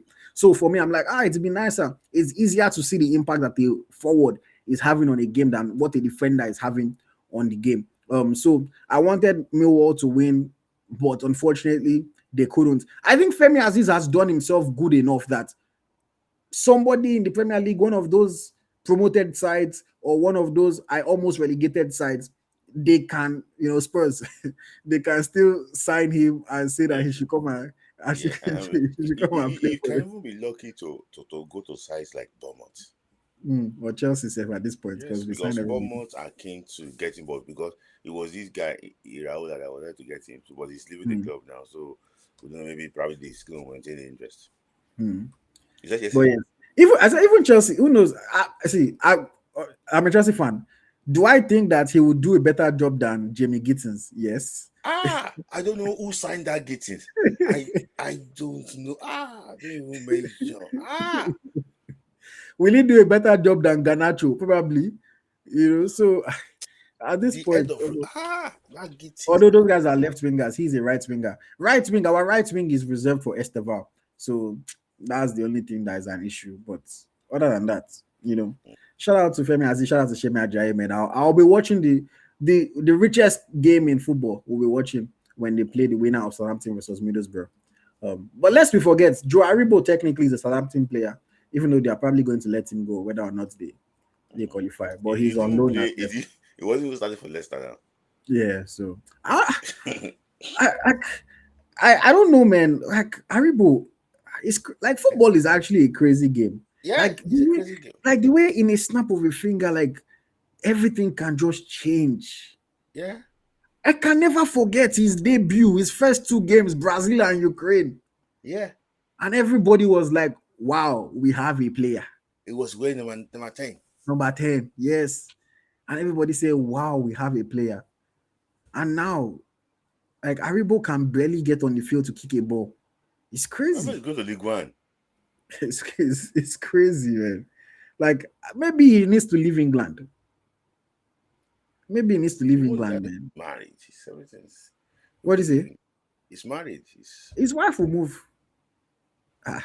We should be the first wife to move because of the husband. His wife will move. I don't know. It's crazy, man. I wish him all the best. Okay, let's move forward. Let's talk about what's okay. No, let me quickly just do a roundup of. I don't know if I'll be able to cover as many leagues as I would normally want to, but we'll look at the top leagues for sure, and just see how our Nigerian players are faring with only a few games to go in their various leagues. I'll start with the top league in Europe. England. In England, we have Fulham on 11th, 48 points. Fulham, now you can pretty much say that they're not going to qualify for Europe with 2 games left, but they're also not going down by any means. Nottingham Forest have also survived relegation. So hallelujah, somebody. Nottingham Forest will not be going down anymore after West Ham lost against Arsenal. Very controversial victory, but let's leave Arsenal. Let them win their league. We don't care. Cristiano Uche and Crystal Palace, they are in 15th place, 44 points. Nottingham Forest for 16th place, 43 points. And I mean, I should mention Sunderland because technically, this Abdullahi guy is still a player for Sunderland. Technically, so they are in top. they are in top spot. They are in top spot. Okay, let's look. The second top league in Europe, we have the Italian Serie A. In the Italian Serie A, we have one of our players, Lazio, Fisadeli Bashiru's Lazio are in 9th place with 51 points. Maduka Okoye and Ehizbue's Udinese in 10th place with 50 points. And of course, we have David Okerike's Cremonese, 18th place with 31 points, but they still have a chance of avoiding relegation with 2 games to go. They play Udinese next, and then they play against Como, a final game of the season. To be honest, those are 2 games that I'll probably tip them to lose. But they have a chance to still go out of the relegation zone and finish in 17th. And then we have Hellas Verona already relegated, Gift Urban in 19th, and we have Pisa already relegated in 20th with Rafael Dorosini and Ebenezer Akinsomiro. So unfortunately, it did not go so well for our players in the Italian Serie A. In Spain, let's go to the Spanish La Liga and see how our Nigerian players are faring over there. Ademola Lookman's Atletico de Madrid, they've cemented their 4th place finish. Technically, they can still finish 3rd, but the way they are going, they probably finish 4th in La Liga, 63 points. We have Crisanto Suche returning to Getafe. He's not there right now, but they are 7th with 45 points. We have Sadiq Umar's Valencia in 12th with 42 points. Akor Adams and Nigerian GK Sevilla in 13th with 40 points.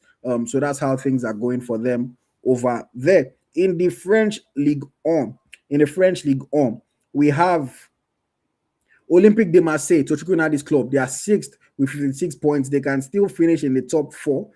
So watch that space. No, they can only finish top 5 rather.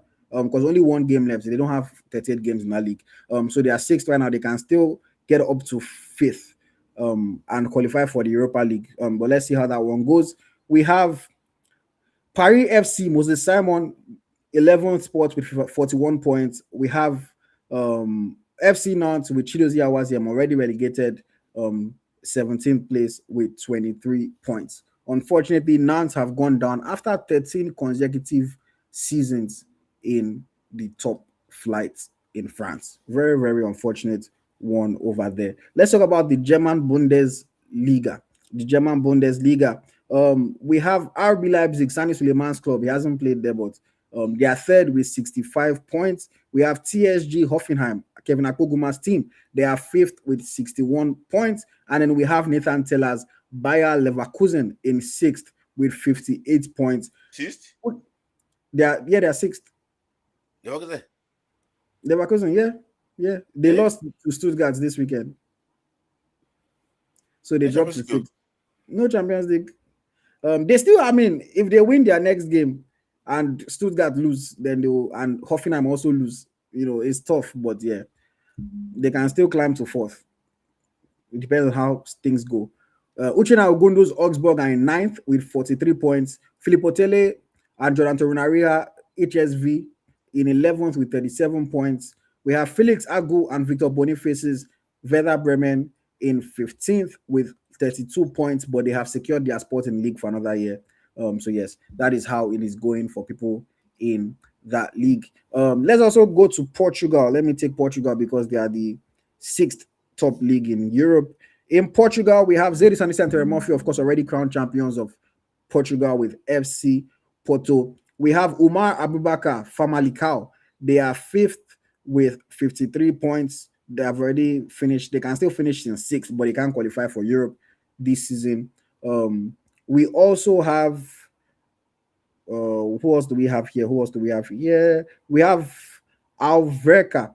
Alverca has Isaac James, the left back. They are 11th with 39 points. We have Estrela Amadora with Marcos Abraham. They are 15th with 29 points.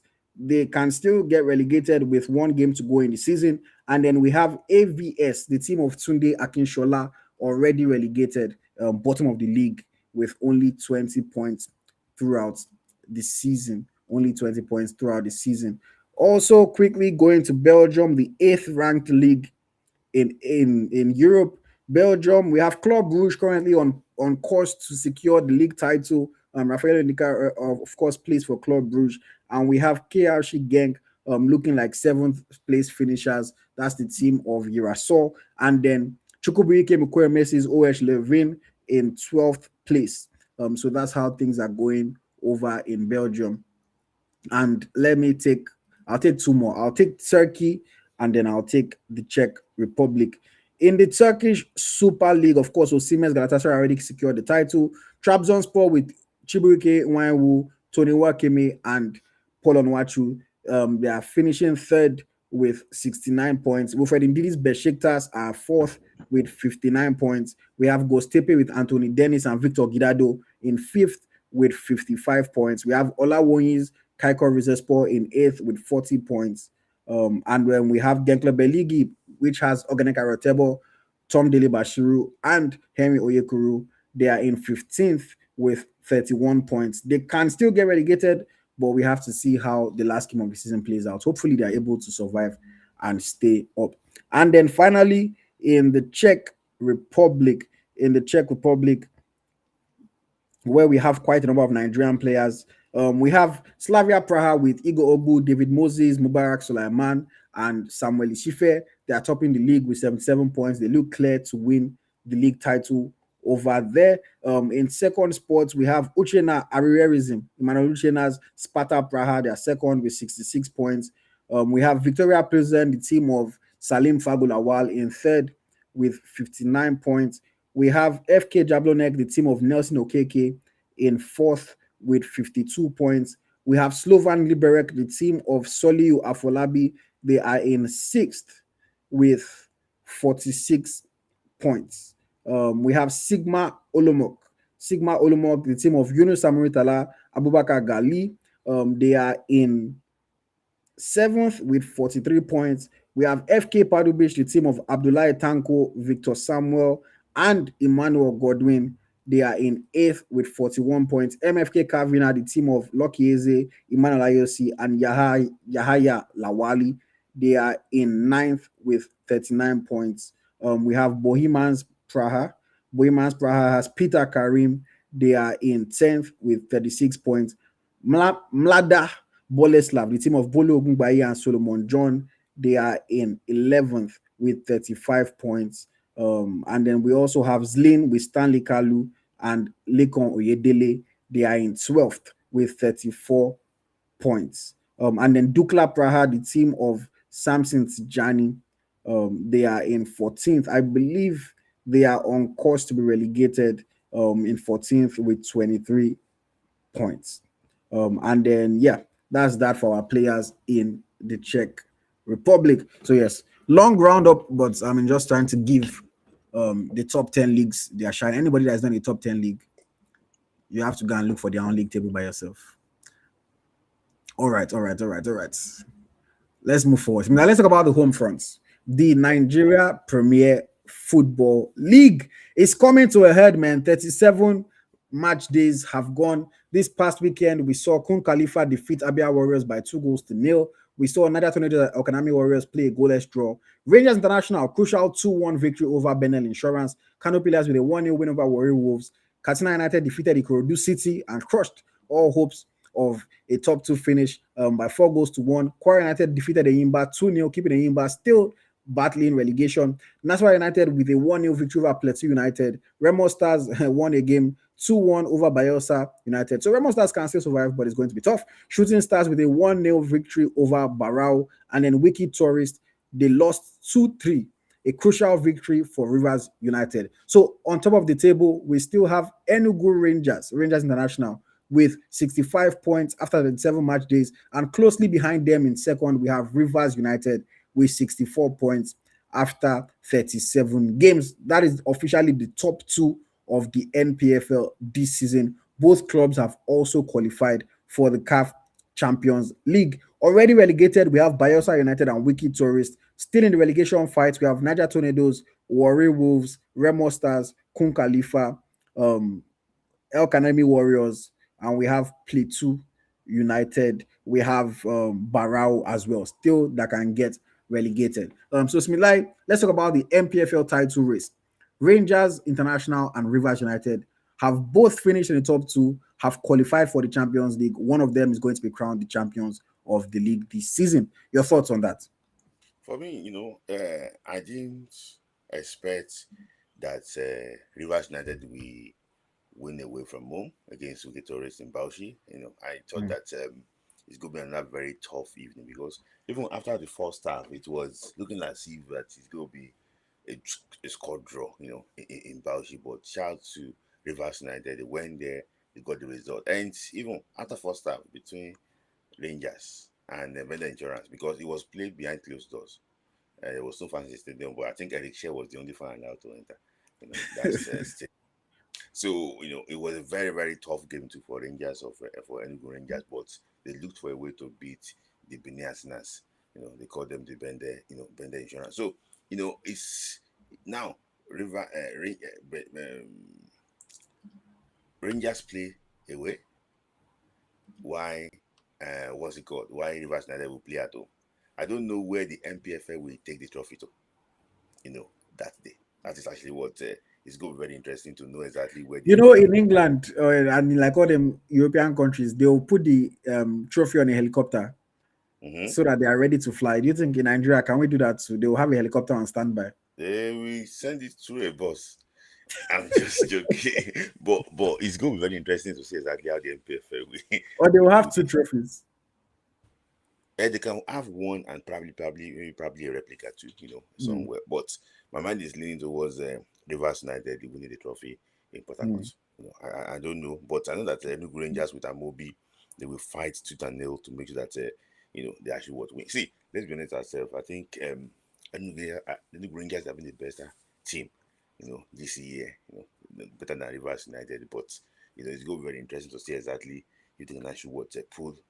They pull it up, in the final game. Very, very interesting. So I'm just trying to look at who they are playing next in their final Rangers game. are playing Ikorodu City. Yes, in Lagos. In Lagos. In Lagos. And Ikorodu City, they are fighting with what's it called? They are fighting with Shooting Stars to secure the Convert Cup tickets. Why? What's it called? What's this thing? Rivers will be facing Katsina. I think Katsina already escaped relegation, so it's going to be, the game against Katsina is a more straightforward game for Rivers United compared to Rangers playing against Ikorodu, probably in Lagos. So, and also Remo, I'll talk about Remo. Remo will be traveling to Benin City to go and play against Bender Insurance in the relegation dogfight. So, Bender is already safe. Bender cannot qualify for the continent again. I don't think so. Yeah. And, so they are just playing for pride, in Benin City. So, and the funniest thing is this: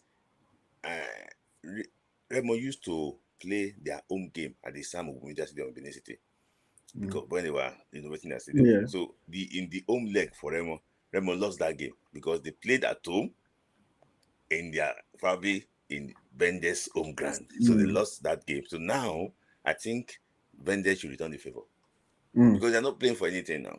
They should return the favor for them. So you mentioned Barao against Abia Warriors. I thought there's a foul play there. I don't understand. No, not Barao. Kun Khalifa and Abia Warriors. I don't understand how Kun Khalifa beat Abia Warriors in Maya. I don't understand that. I think something is fishing here. But isn't that what we like about the NPFL that you can now win? No. I think something is fishing with that result. How will Kun Khalifa? I don't know. Understand how Kun Khalifa could beat Abia Warriors in Maya. So for me, I just think that just want my brothers to not to relegate. In my own opinion, I don't expect that result. Well, it can actually what happen. But when I look at the highlights too, I was like, this is not the Abia Warriors that want to play the continent. They just went down to this thing. No. For me, it's not acceptable. Maybe probably it was their off day, but I just think that it's not acceptable because Kun Khalifa now they're almost safe. You know that because they won away against Abia Warriors. The next game is going to be at the Nayam Stadium in Owerri, and it's going to be an home game for them. Against Vicky Torres. Again, we already condemned. Already relegated. Even they might not even another game. Wiki Torres. What are they even bothering to travel down to the east, to play that game? So beating Wiki Torres, they are safe. So you can see that I just think that something got fishing there, in my own opinion, but it might be wrong. All right. And then for our 2 teams that are going to the CAF Champions League next season, are we hopeful of a better showing in the next season versus what we saw this year? So that's why I might say that you have to be intentional in everything that we do. And I might say something that there should be plan on ground for this team, rather than for these people, Ibrahim Gusso and Co. and Elegbeleye and Davidson Umi to sit down in the office in Abuja. They have to say that, you know what, Rangers and Rivers, you are our project now. So that if Arsenal win the Champions League against PSG, Arsenal already qualified for the World Cup, The Club Cup, World Cup. the Club World Cup. So why can't we also do something that, you know what, we want because it's going to be expanded Club World Cup now. We want a Nigerian team in the Club World Cup. Why can't we have that project? That's why I say we have to be intentional in everything that we do. Why can't we have that project? I want to get Nigerian club side. Go and talk to Sam Mumba, is it? He's called Mba, the governor of Enugu State. That's let's fix this stadium. Engage with him. You know, bring CAF people to come and inspect it. What do you need to do? Because if Enugu Rangers cannot play in Enugu, there's no way they can get their fans to Uyo IoT. It's not possible. It's not possible. Rivers United too. Go and meet Similar Ifubara. This team I know that he's struggling with different things. This team want to play in the next CAF Champions League. Bring CAF officials that normally inspect stadium. What are the requirements that they need to fix? Bring them in. You know, these are small things now. Don't involve Money Michel, because I can see that some of our local contractors too, they don't do anything. Money Michel has had more court case than more stadium repair in Nigeria. Yes, everybody is dragging Money Michel. Johnson Stadium, he fixed it. He said it's not level. They're dragging Money Michel. Bakodi, they are calling his name Money Michel. Bayesa, they are calling his name Money Michel. Everywhere in Nigeria, they're calling him. So we stadium as Money Michel. So let us abandon these local contractors. Let's go and get somebody that is well known international to fix this speech. Tell them the requirements so that at the end of the day, these guys can play at home. It's a big shame that it's only Ujo that we actually would have. Just because is the one maintaining Uyo, why can't you engage just by to come and fix this thing? Than to be calling Money Michel. I know somebody can do it cheaper. You know. So, in my own opinion, I think the NFF have a big job to do. You are close to these guys, engage with them, tell them, because at the end of the day, shouting league is not good, league is not good. How will the league be good? You know, you just sit down somewhere and you cannot tell these people. You know, help them to engage. For me now, if Guso wants to engage or Chidozie wants to engage with one of the governors, it's going to be more productive than Amobi. Engaging. So, in my own opinion, I think that we should be more prepared. You know, this laughing stock is too much, honestly, and we need to be ready this time around. Very, very well said. Well said. We'll put a pin on that for now. We'll be back after the final match of the season, and we'll see how things shape up in the league. Okay, let's move forward very quickly. The Falconets, the Nigeria under-20 women's national team, we have to give a special shout out to them. They have just qualified for what I believe is their 12th under-20 women's World Cup. Despite losing the second leg 2-1 against Malawi, they qualified after winning on aggregate by 3-2. And yes, we're happy for them. You know, they didn't get the result on the night, but they got the result over the course of the time. It's been like Falconets going to another under-20 World Cup. Do we have any expectations for them to perform? Are we looking at another maybe round of 16 exits? And what are your thoughts on the potential of this team? You know, the level has dropped IoT, and I watched the game, the second leg game, you know, I think it was playing Plant High. So, another woeful performance, you know, we saw them play in Ikene.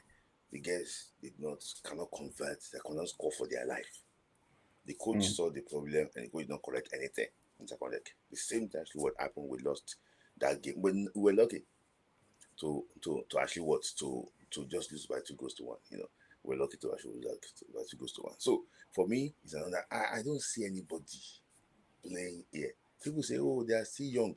Mary Mamadu, they are right winger. Mary Mamadu have been playing in WSA for like 3 or 4 years. I don't know how Mary Mamadu is still qualified to play for under 20. She has been playing for Edo Queens, and then she plays for Bayelsa now for the past 4 years. So someone say, oh, they're not experienced. Mamadu is experienced. How can a Premier League player A player playing on that 20 says he's not experienced. So, in my opinion, I'm not impressed. Don't forget that IoT were probably the most successful African nation in this tournament. We were in the final twice. We lost to Germany on both occasions. When we played, I think we placed third too in one of the editions too. Maybe probably was it 2014? No, not 2014. Hmm. 2012 or so. We placed third. So we're doing well. Our target should be to go and win this thing, not to even qualify. I was having conversation with somebody said, you know what? The guys qualify now. Why are we talking about them? It's not about qualifying, IoT. It's not about qualifying. It's about going there to perform well. Benin Republic qualified. They qualified even better than us. They beat they beat Ivory Coast 4-1 aggregate. So for me, I think we should look at ourselves. We should not look at someone that is so, compare yourself with other countries that's not doing well. We should be going there to win. So, but with what I'm saying now, I don't think this Sam Maduku tutored girls can probably go past, their producers 2 years ago. I don't think so. They might probably leave the group stage, but let's not that again. They In the second round. knockout. All right, all right. I have really nothing to add on that one. Congratulations to the girls. We look forward to watching them in Poland later this year. Okay, let's talk about the Nigeria under 17 national team very, very quickly. We spoke about him on the podcast last week, and we've got official announcement. Eboborishe Uwe Jamomore has been named as the new head coach of the Nigeria under 17 men's national team. Smilai, he has a UFA A license. He does not have a pro license yet. Maybe he's working on that currently. But how do you feel about him? Do you think Ubebe, I say Ube, Ebobo can get the job done? Do you think that he's someone that Nigerian fans should be looking forward to exciting times with the under 17 national team? How do you feel? I hope he doesn't get consumed by the job. We all know that apart from being good, you must also have the political will to succeed. So you know exactly how toxic that type of area can actually would be. Yeah. You will have to fight with agents. You will have to be strict, about people that comes to your camp. And the moment you talk, you are disrespectful. So everything he needs to fight everything. I wish him the very best of luck. One thing I know he's a very good friend of you now. Maybe probably can donate money for him because NFL will not give him money to assemble the team. They just give him the money now. So it's like you are giving the opportunity. Go and collect money from agents and go and start camp. They will not give him any money. So he needs to sort of source funds now. He needs to go and prostrate in front of conditioner that they should allow him to use beyond limit training facility to camp the under 17. Because if NFL send him to Go Project, the mosquito in Go Project, they have Navy commander, they have general. the team is not a good place to camp underage players. And secondly, too, if he's well exposed, he's school, he went to Nottingham, Meanwhile, and so on.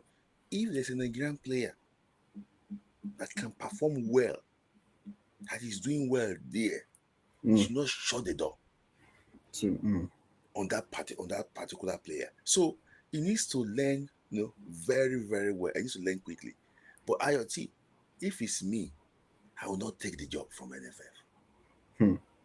Because I know that I will not get the required support. And if this boy fails, they will tell you that maybe they give local coach and younger coach opportunity. Look at what he's doing now. Maybe the head of coaching in Nigeria, Adamboso, he came and said that all these abroad coaching, they work. Say, look at Fini George, he's not doing well now. Look at Eddie Dobraye, he's not doing well now. Look at all these things. You have to go and get. See, those Fini George should be assistants to some NPFL coaches. That's what you said before.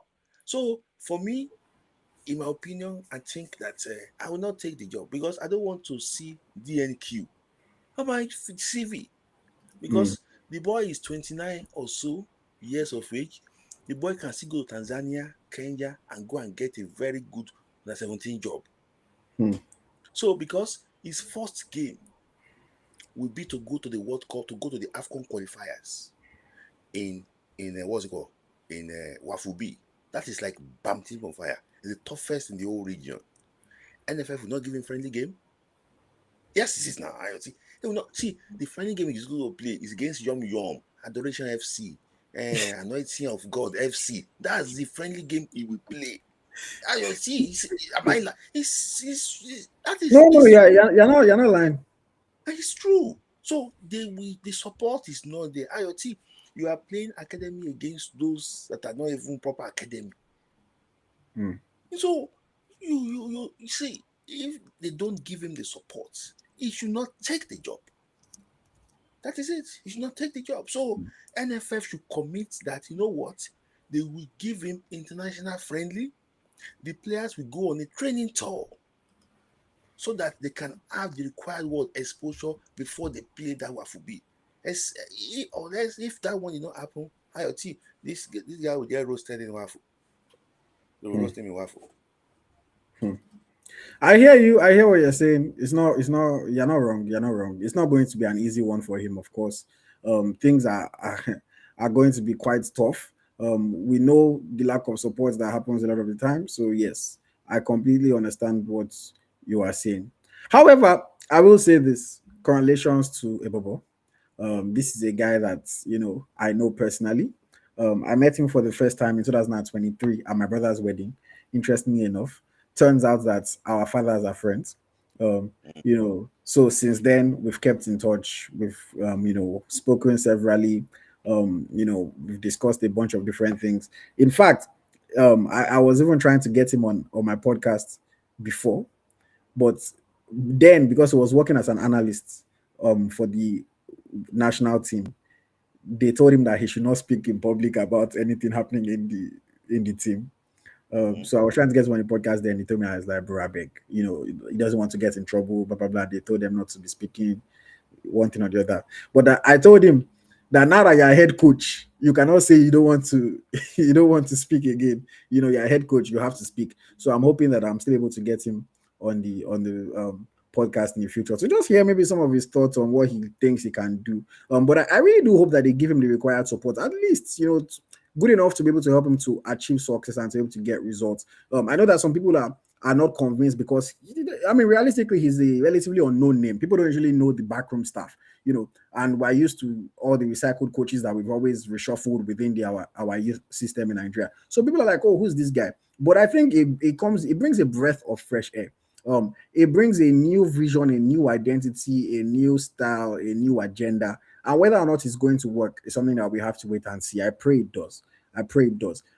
But I'm happy about it. I want to see what he can do with the team. I want to see how he can get the boys playing a different style of football than what we've seen, where there tends to be a lack of cohesion. And I want to see what he can really do in terms of the development of players. I understand that Nigeria, we're very big on, oh, you must win.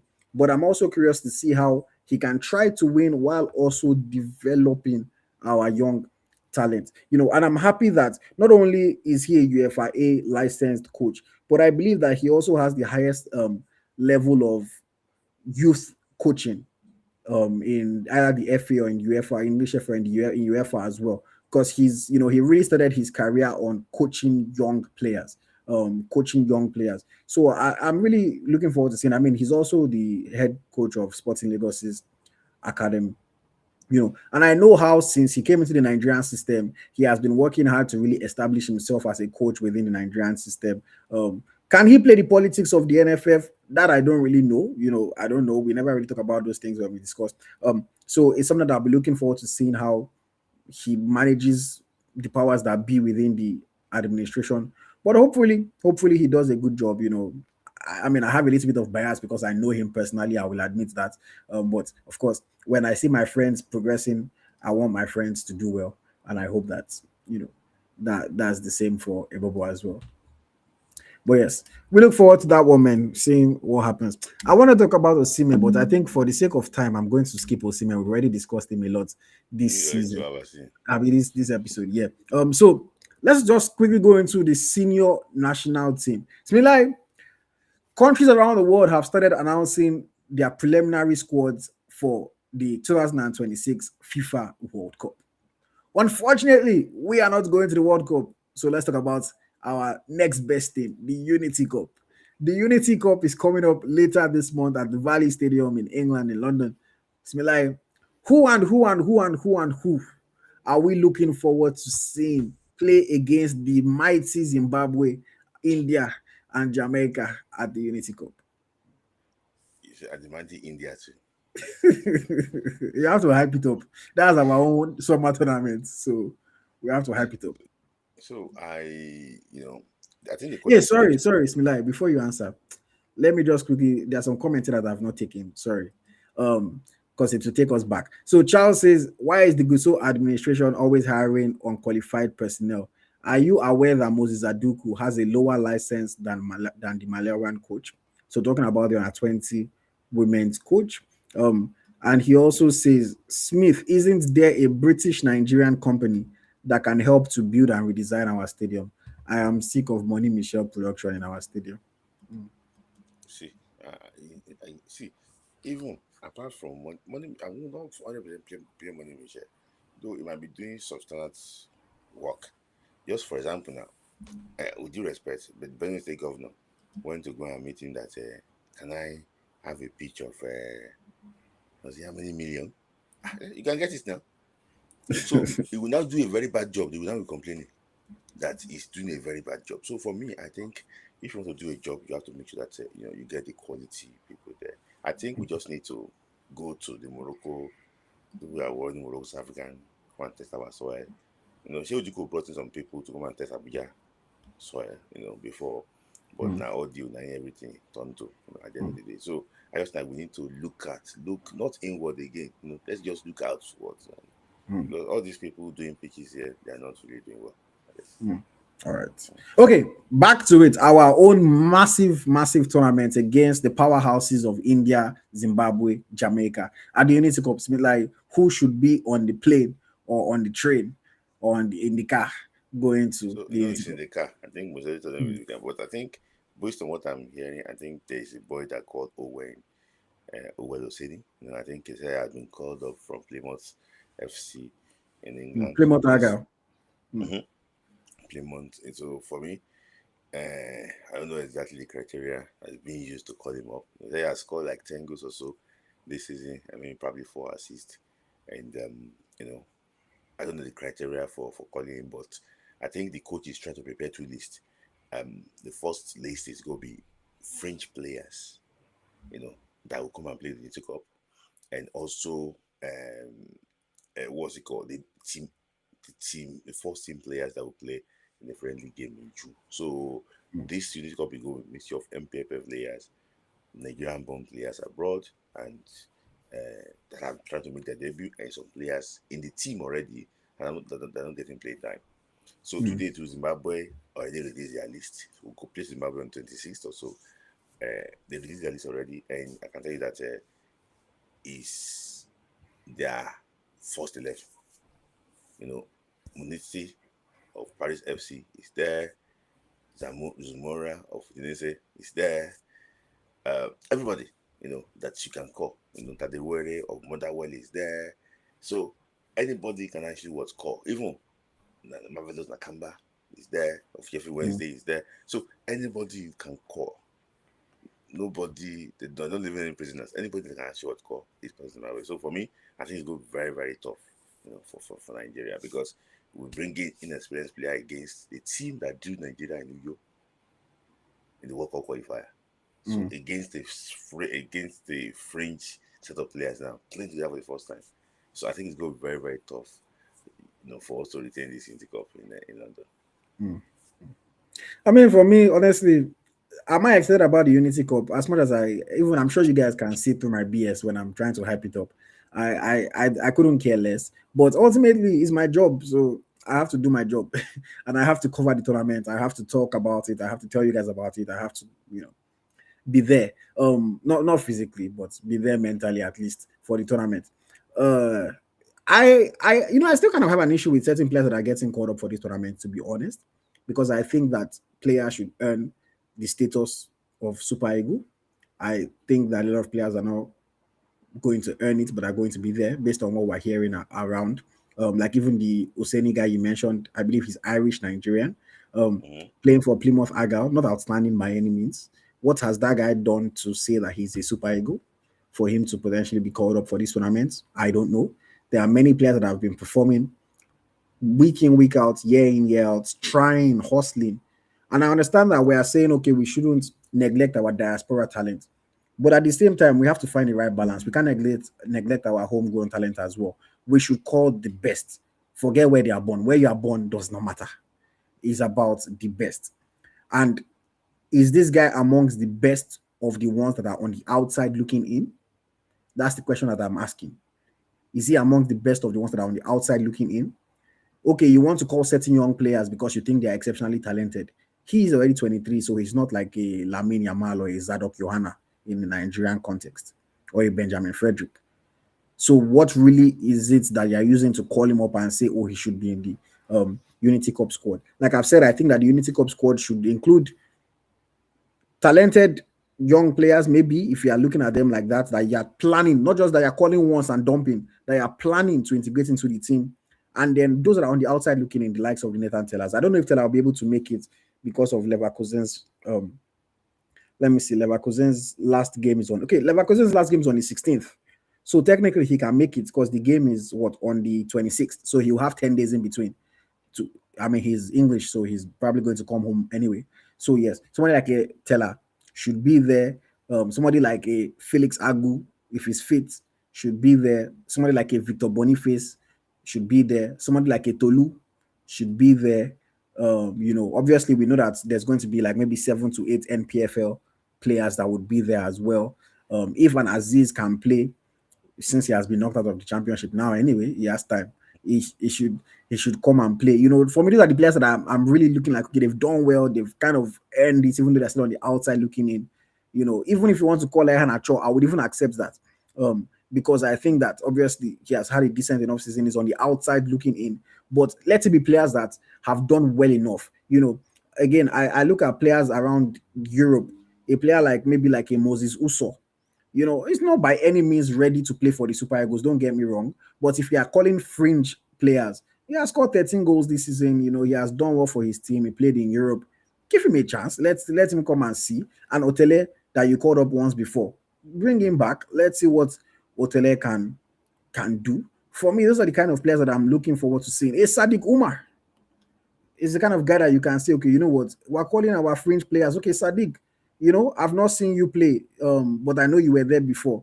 Let's come and see what you can offer the team. And in Wanwu, you call him Wanwu, he's still integrating into the squad. For me, those are the kind of players that I want to see. But yeah, let's see how it goes. I'll of course be dropping some content around the Unity Cup once we're getting into the thick of things, and once it's getting started, we'll be doing our reviews. We'll talk about players that excited us and everything in between. But yeah, these are my general thoughts on the tournament now. It is our own World Cup because it's our only summer tournament. Our other summer games will be friendlies against Portugal and who is it? Poland. Yes. Yeah. So yeah, let's see what happens. Let's see what happens with that. Okay, it is time for me to bring you guys on to share your thoughts. Let's get some people on the call very, very quickly. If you want to share your thoughts, the link has been posted and pinned on YouTube. So please click the link. Make sure that you have your lights on. Make sure your audio is working well. Make sure that you're fully clothed. And we'll get you on to share your thoughts on any of the topics that we've discussed this episode. What am I saying? Season. This episode. So yes, I have one person already waiting. So let me bring on TC. TC, welcome. You are muted. Unmute yourself, please.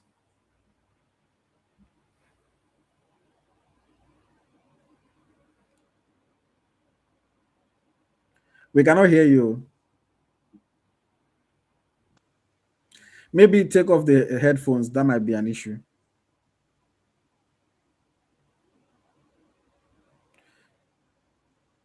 TC, try taking off your unplugging your headphones and let's see if that works.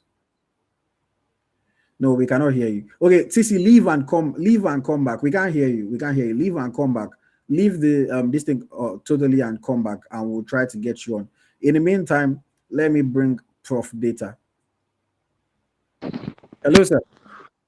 Hello, you're hearing me? Yes, we can hear you loud and clear. Okay, I've heard your talk. Your talk. Now, I'll first of all talk on the Falconets Okay. because I watched the game, and The there's something Falconets, that you mean? team. Yeah, the Falcons is on the 20 Okay. female team. Okay. If you watch their event last year in Morocco, if it's that same team, let me assume it's that same team. I remember the first game. I think they lost by 4 goals. Those goals, almost all of them, were scored by errors. That is the same error that followed them 2 days ago. The first goal Malawi scored. Imagine the person Malawian number 17. See the distance she covered to head the ball into the net. The second goal, another clumsy defending. I don't know. It's a pity that it seems our coaches don't review themselves. That is what just happened. And again, the team should know about this statement I'm going to make is to all female teams. All teams are in Africa are catching up. Most of those Malawian players came from academy. What academy do we have here? I think the academy we have in Nigeria is just maybe put them in hostel, bring them out. I don't think they're training them because to me, we were quite unlucky. We missed chances. To me, we should have won that game by the chances we missed. But all the same, we were still lucky to have, escaped that game. You understand? I watched Ghana that same day they were playing with Nigeria. Ghana was 10 ladies down and they equalized. So I just don't know what's going on with our NFL.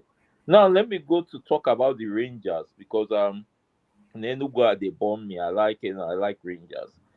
I was very happy of what Smith said that NFL should take that as their project, and I wish the management of Rangers and Rivers United are listening. If they're not listening, they should have it at the back of their mind because they don't have any stadium.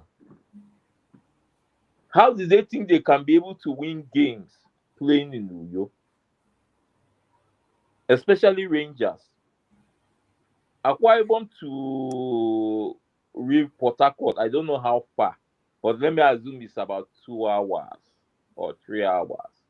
But Rangers, you should guarantee yourself at least 5 hours, because at least 5 hours, because this Nigeria has, Nigeria calls themselves the giant of African football, but to me, I keep saying it till or local teams begin to conquer very well in Africa, I will accept that. Because the female Champions League, we have only reached the semi-finals once, no, twice, and we have a third place.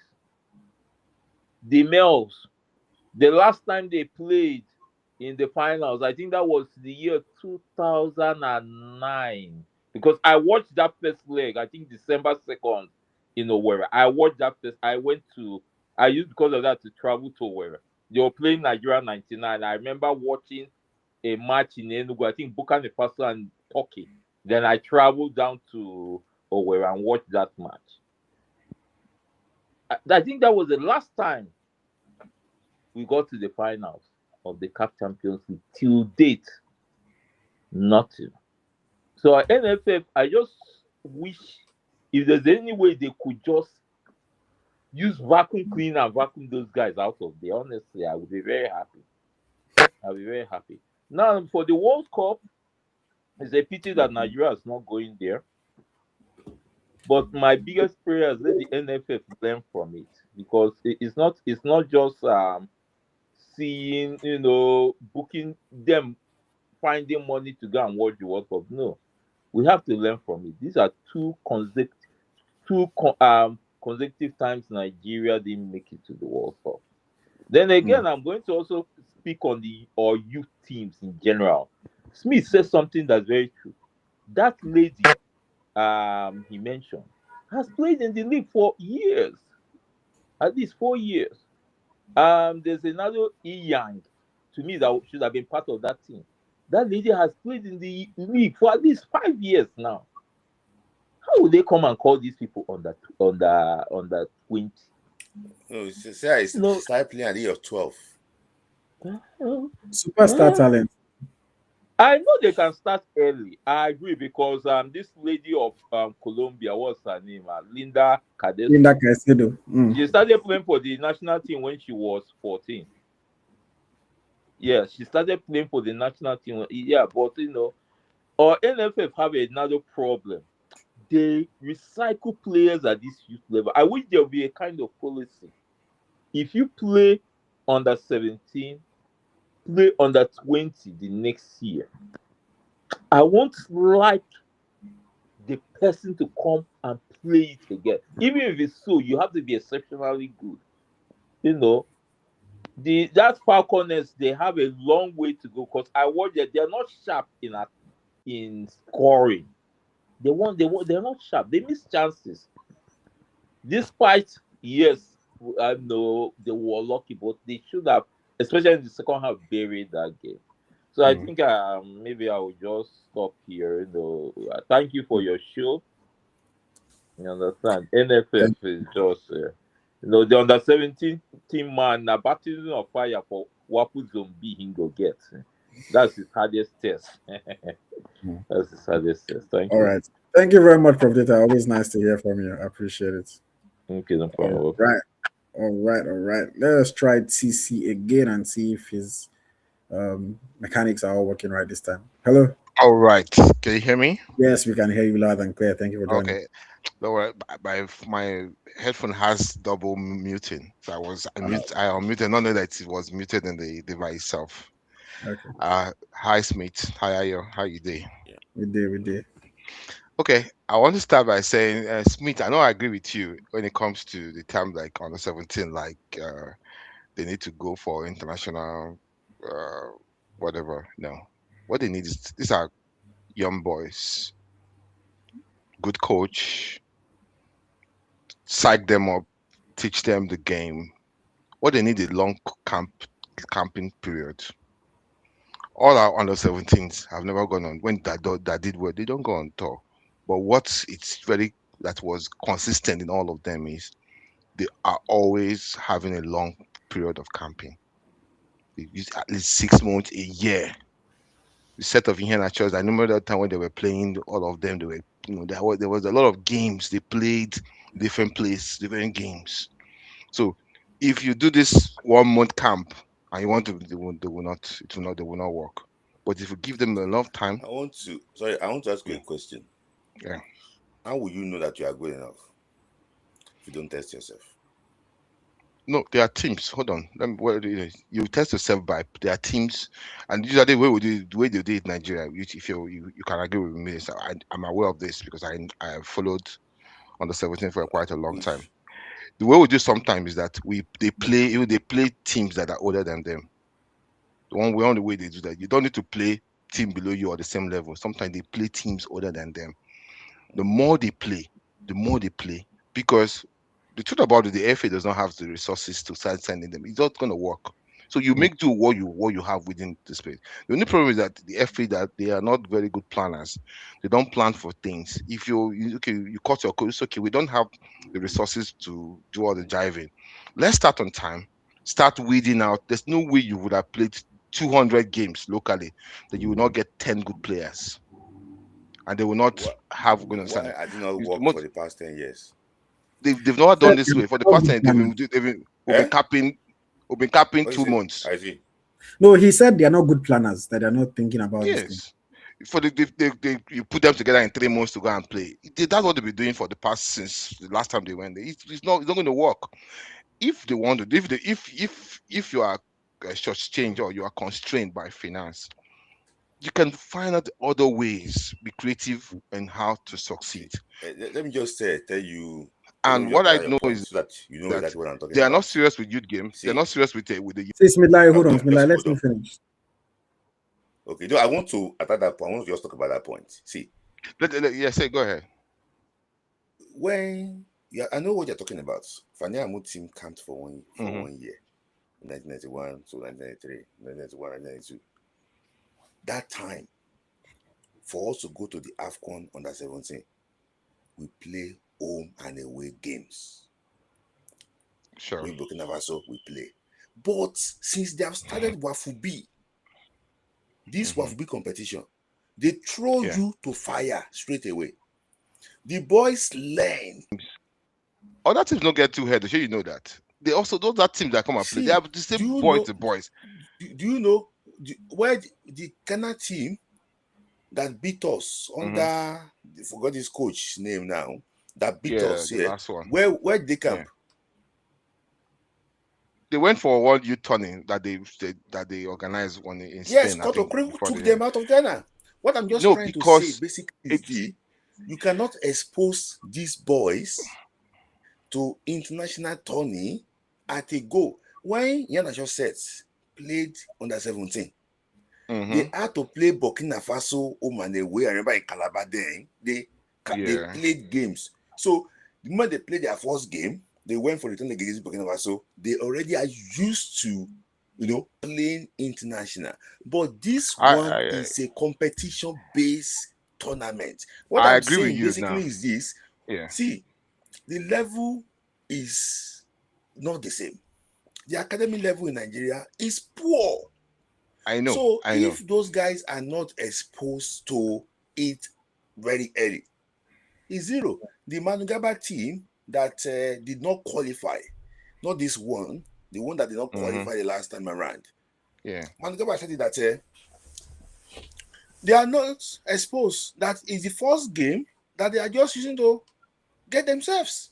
So why are you using the first game in the tournament to understand your team when you have done that one before the tournament?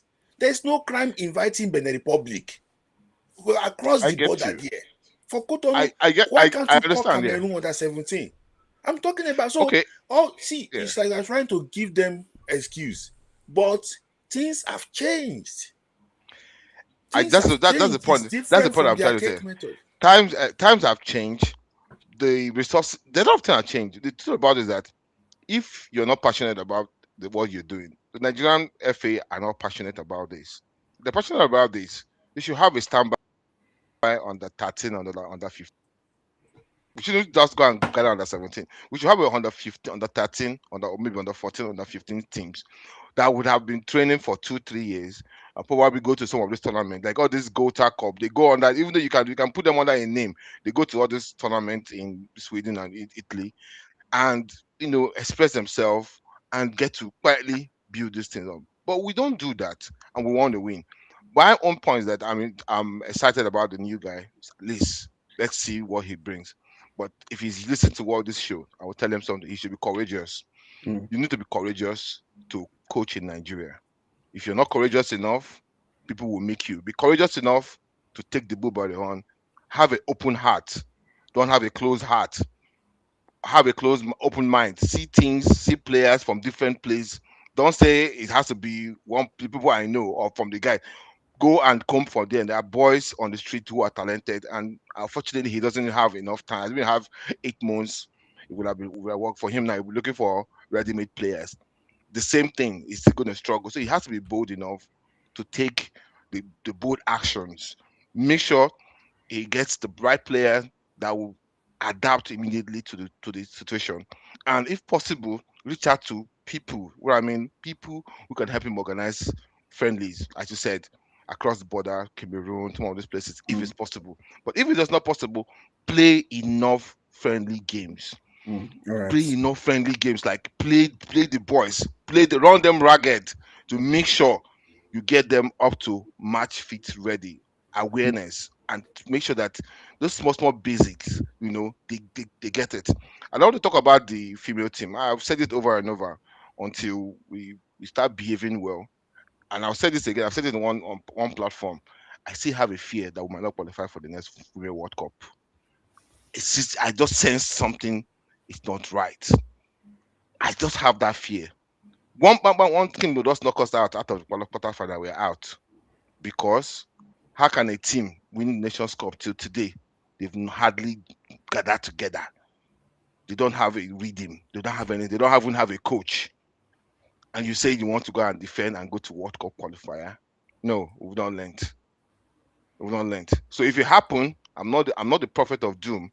I won't be surprised if they don't qualify. I know these girls have fighting. They have a fighting spirit. They tend to rise up to the occasion. We don't tend to appreciate them a lot of what they do, even when the things are not organized. But I have fears because other teams are preparing and actually preparing well. But we're not doing the same. We're not doing the same. So it's gonna be if when the tournament starts in July, if you have a pastor, go and pray. If you have a imam, go and pray to your mom, because it's gonna be chaos. Anything you see, you take. If we qualify, thank God. If we don't qualify, nobody should come here and be screaming at IoT. You see those girls. Nobody should shout. I'm warning you. If anybody does that in this platform, personally, I'll come online and tackle the person. If you have any anger, that anger you're going to pour out at the girls. Go now to the FA and start pouring it out to them now. Don't wait.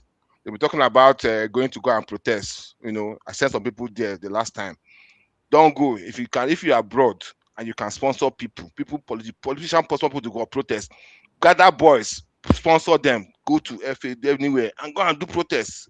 So that that's your anger will not happen if the girls do not qualify, because things are not going well. Or by and large, I'm not. You said something about the national team, about those fringe players. The truth about it, I don't like players who are, if they are developing, allow them to develop. Don't make Super Eagles all common affairs. I agree with you 100%. Don't you be? You should have something towards the main team. You are giving this player because you are setting up a pipeline. Not just anyhow, but somebody that can fit the team. It should be a player that is fit for purpose, not just anyhow thing. So you're getting players that can fit into the pipeline. You have a pipeline of players that you can call up at any time. Because from one of the things that we didn't qualify the World Cup was that we never have players. We didn't develop our team such a way that we have pipelines of players who are ready made, who understand what it takes to play in that team. We don't have. It's not big. We're not talking about big names now. We're talking about players who already has orientation of the Super Eagles. Who's okay. You can come in place and you play your game. We didn't have that, and if we're able to build that in the next committee, we might not have the big star, but if we have that consistency, planning ourselves, doing the right things every point in time, we'll qualify for tournament. We might not be the best, but we'll qualify for tournament. And trust Nigeria team in a tournament. This opportunity. I also have this feeling that if we have qualified for this World Cup, we might have gone far. We might have gone far. Because I see this team. I made it. I was in a place and I said if I had the opportunity to debate with Olise, anybody physically, we will look at statistics, ball for ball.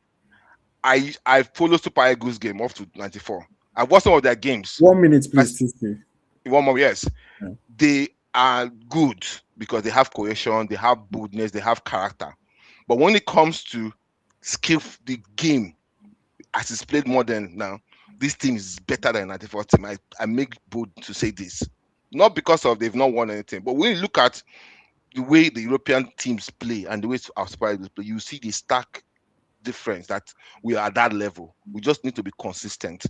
So this team is not bad. It's just that we don't have a consistent approach in our national team. I will just stop here. Thanks for talking with you. Thank you very much. Thanks for the work you're doing, Smith. Yeah. Keep doing. Yeah. I know where you did, but I'll come and block you one of these days. But I will tell you. Right. Take care. Thank you very much. Very, very insightful. Very, very, very straightforward. And I agree with a lot of the things that he said. Okay, I'm going to take two more people. So we'll take Adidotun next and then we'll wrap up with Emeka Sam. Thank you very much, guys, for your patience. I appreciate it. Mr. Adidotun, welcome. Your thoughts? Yeah, thank you for having me. It's just fun that I appreciate what my brother just said, TC, but I'd like to give a clarification. winning. And we all year or many months in Nigeria. But mind you, finally most boys went to up and down again. When they played friendly in Nigeria, they played against local league, Olina League. When had local league, they did NPFL.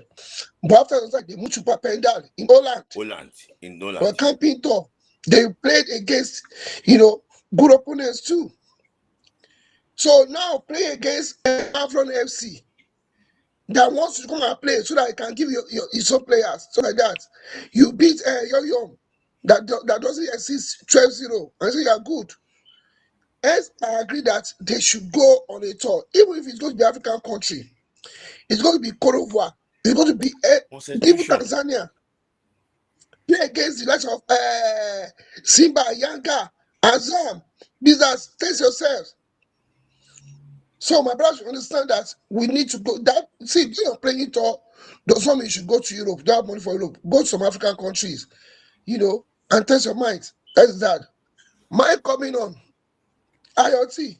Fine. The last Unity Cup, we gambled and it paid off with Benjamin Fredericks. Now they are trying another shit now, projecting one Owen Oseni. Plymouth High Guy. Plymouth Guy is not a big club, even in the English division. And this has been his best season since he's been playing, even though he's young. It's has been his best season. Why not use this Unity Cup to relaunch strikers like Awoni, Baspa Eagles, Sadiq Kumar? Players, they don't get back to Super Eagles. They be part of the team.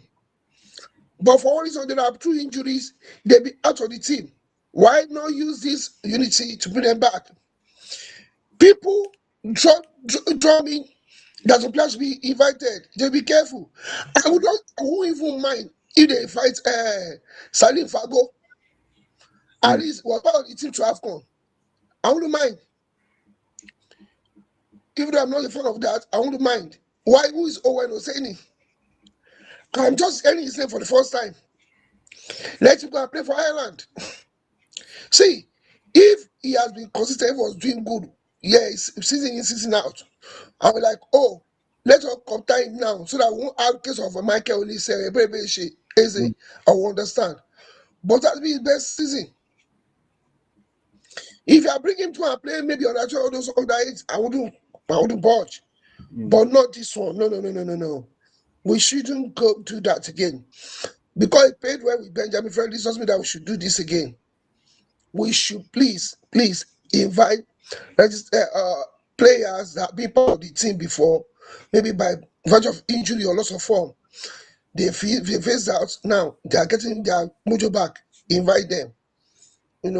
I would prefer that boy in Augsburg, Ugundu, to that Owen Oseni, because you cannot compare primary guy with Bundesliga. No. And Ugundu was playing before he went to Bundesliga as well. At least look at the progress.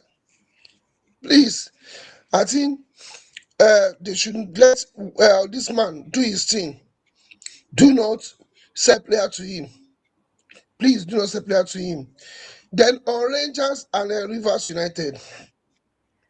Rivers United have been Champions League now for like this will be the third season. Bismillah, if I'm not mistaken. The question is, what have we been doing wrong? What can we do right?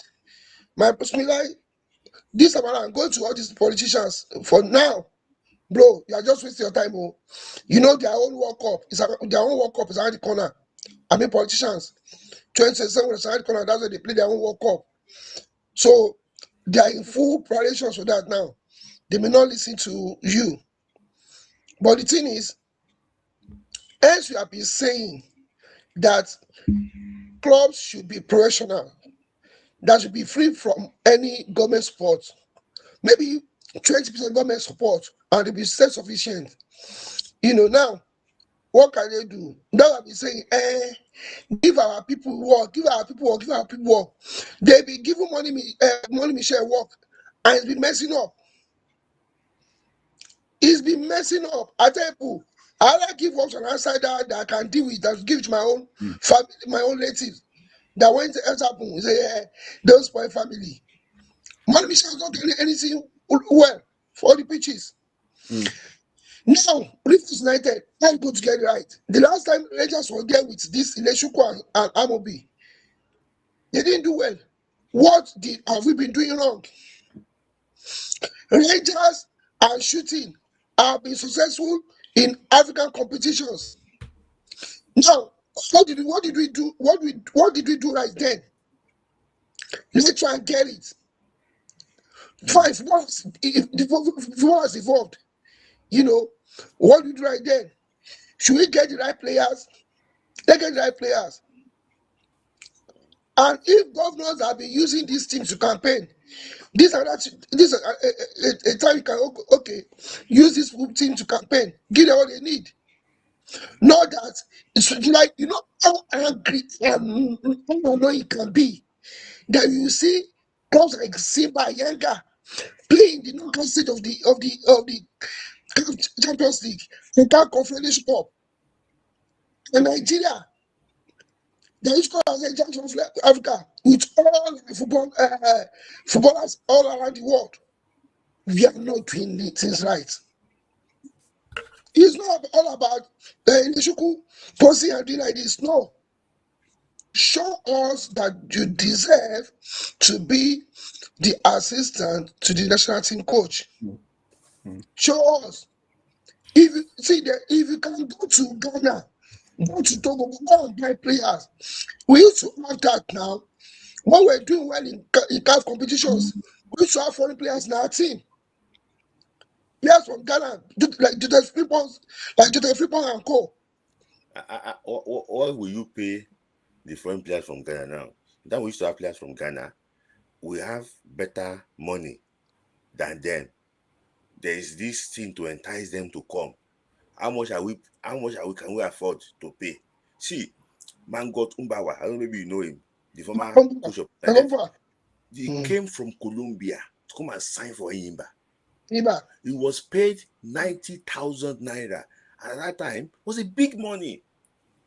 So I'm just saying that what do you want to use to entice players from Burkina Faso to come to the league now?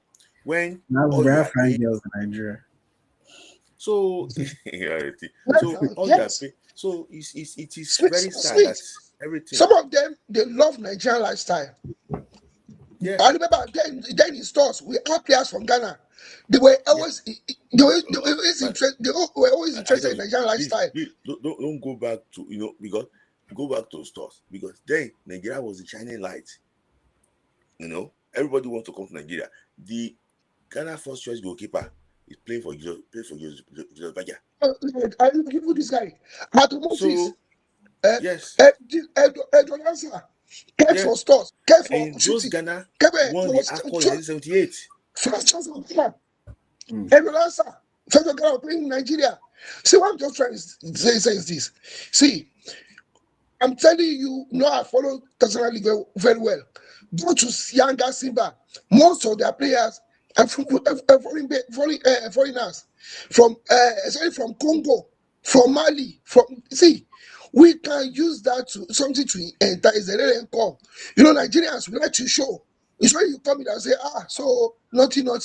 At least for that period, they will serve you. They will serve you well. Let's do that. And see if you can do that. Don't say, I want to get players from my region. I want to get players from. Go to get them. They are ready for those ones too. They want to launch their career. They want their countries to see them. They would like to give you their best. Don't go for old men and say, God, they are outside the club for long. No, don't do that. And I mentioned Rangers and shooting because they have done it before. This should not be new to them. They should try more people to do it well, so that maybe that can increase the slot. Not shooting stars of Toby Adeboju. Adeboju is a Rocky in this thing. Smith, just call him Toby. Don't call him his last name. I'm saying Bush not call his last name because we have the same last name. Just call him Toby. Don't call him Toby. Just that is his full name now. It's not. No, that guy. See, Usmilai. Those ones are just noise speakers. Don't talk about football. I'm talking No, I'm about not football saying that. moment. I'm not saying that. He's slightly inexperienced here. Those that have done it for 3 years there, they are much more experienced. They have done that one since. But this guy is still new. So you say that he wants to use experience. Where is he getting the experience from? He's going to learn from the job and make 3SC better. This is the first time they go to the continent. He has never been to the continent. When it was in Ikorodu, did Ikorodu go to the continent? No. So I didn't have the experience before, but he's going to learn on the job now and make them better. So I want to say one point before you go ahead. Why didn't Raymond give Money Michel the contract of that stadium to go and be doing the pitch?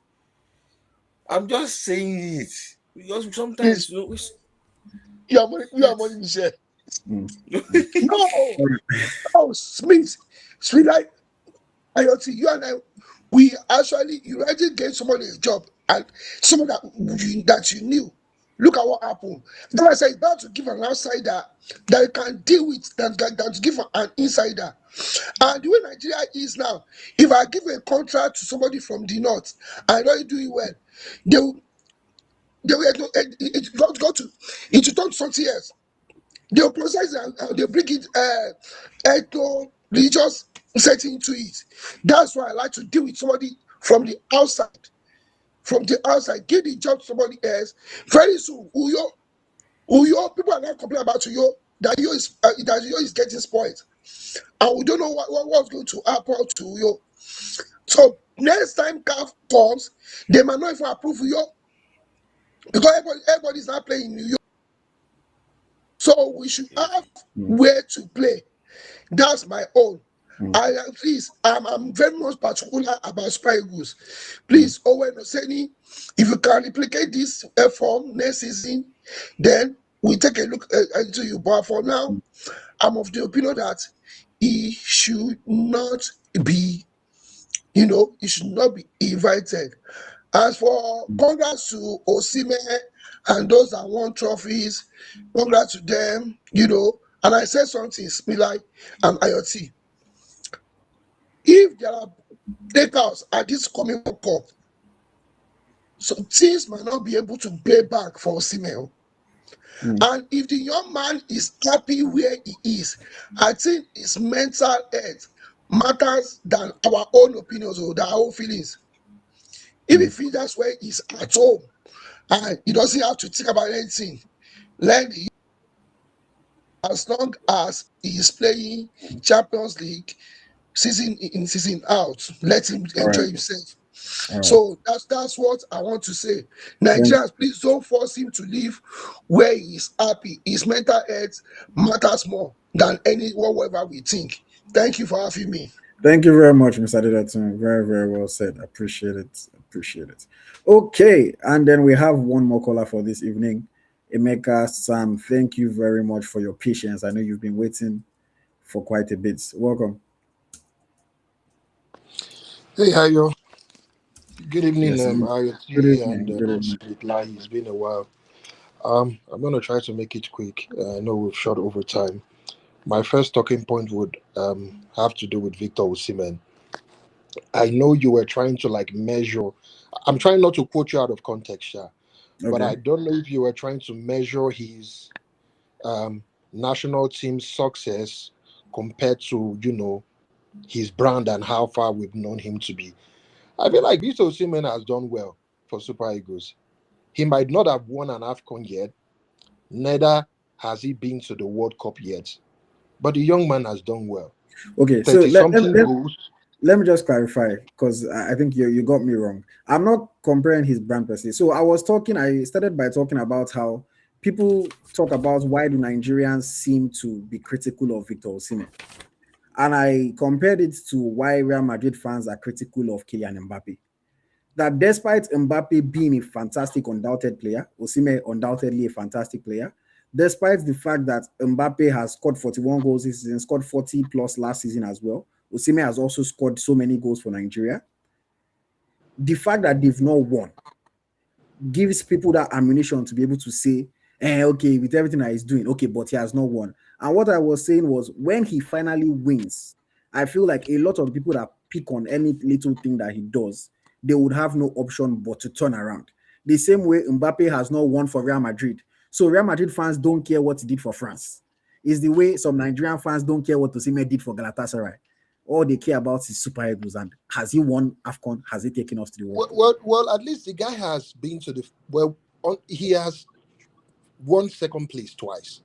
That's something. My biggest criticism of him is the World Cup. But this guy is only 1% for the national team. I understand. He can't do it all. But and that's we all know that's how superstars are measured now. When people talk Ronaldo, when people say Ronaldo versus Messi, anything any Messi fan has to say now is Messi won the World Cup. Ronaldo cannot do it by himself, but that's all that matters at the end of the day. I understand the road trophy plays. I understand the road trophy plays. But when was the last time we had a very formidable striker that we could put all our hopes in? Like prior to Osimhen, we've had players clearly we can't put all our hopes. We can put a lot of our hopes because our World Cup hopes and our AFCON hopes have not yet. We put all our hopes in him. That's why we couldn't make it to the World Cup. The moment Osimhen got that injury, the whole team collapsed. And again, I still look at this as when was the last time we were like, okay, let's not go the trophy side. Let's go about personal winnings that still puts Nigeria sort of on the map.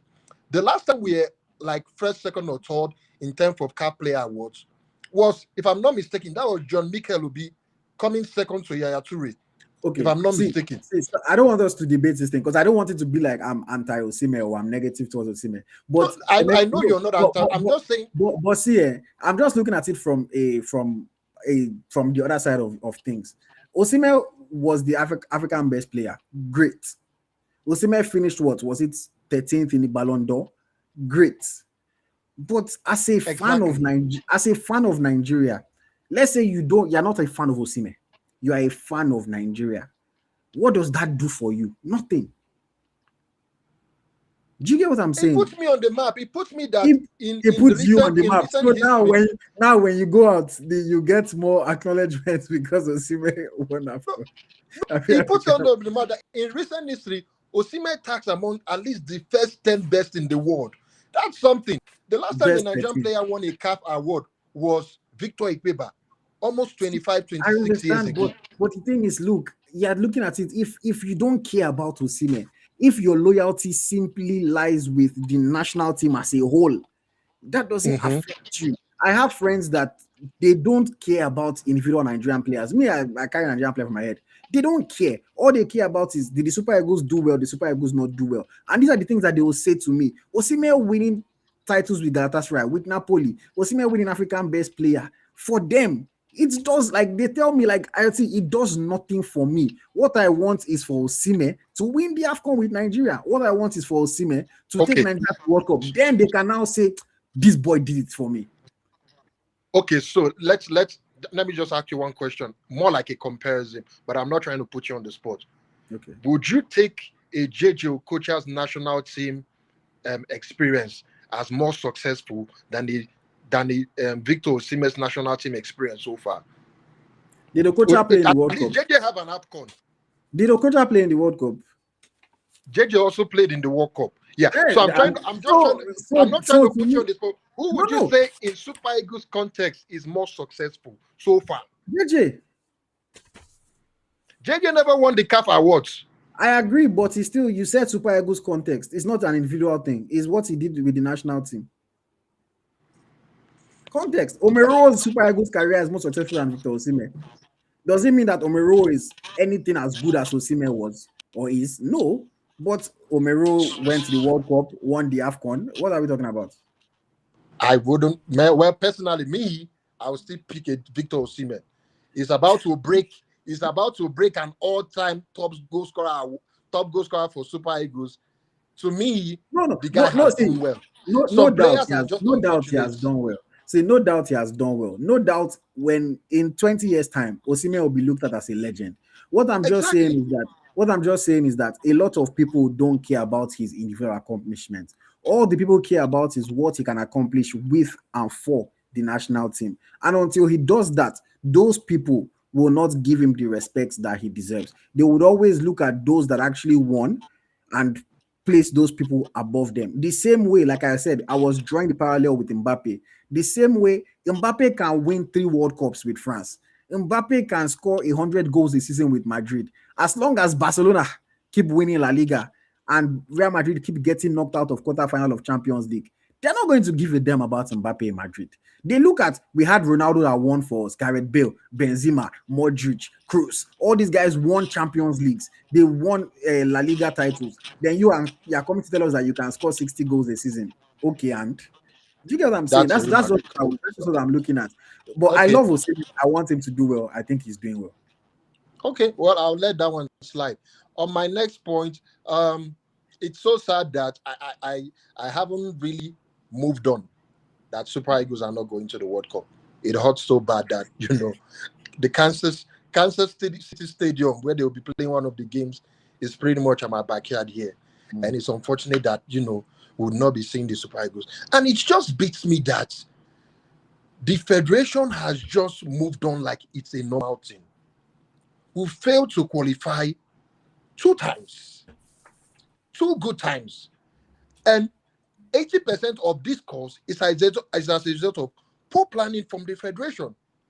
It's so sad that in Africa, everybody just feel like, it's a normal thing. Italy has failed to qualify 2 or 3 times now. This year's on, they failed to qualify. The same day or literally the same week when they failed, Gattuso stepped down. Yeah. Their Federation president stepped down. Buffon, he's in charge of delegation. He stepped down respectfully. But Africa, we have a culture of people don't resign. No, I can't take responsibility for it. Like, why? We are moving. World Cup is 4 years. It's a lifetime experience. By the next World Cup, I for don't born. No doubt. Nobody is stepping down. Nobody is coming. The NFL did not come out to put a statement to apologize to Nigerians for missing out on the World Cup. No remorse. Why are we like this? It is so sad. What are other African countries doing better that we are not doing? Preparation is zero. You're not wrong.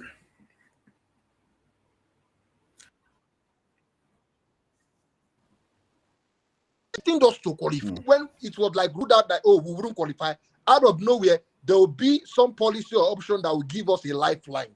And with all these things, we couldn't still make it. The largest World Cup participation ever. Both from African, it is so sad, man. These guys are working every day and living life like it's normal. Amaju went to Arsenal to it's crazy. It's so sad.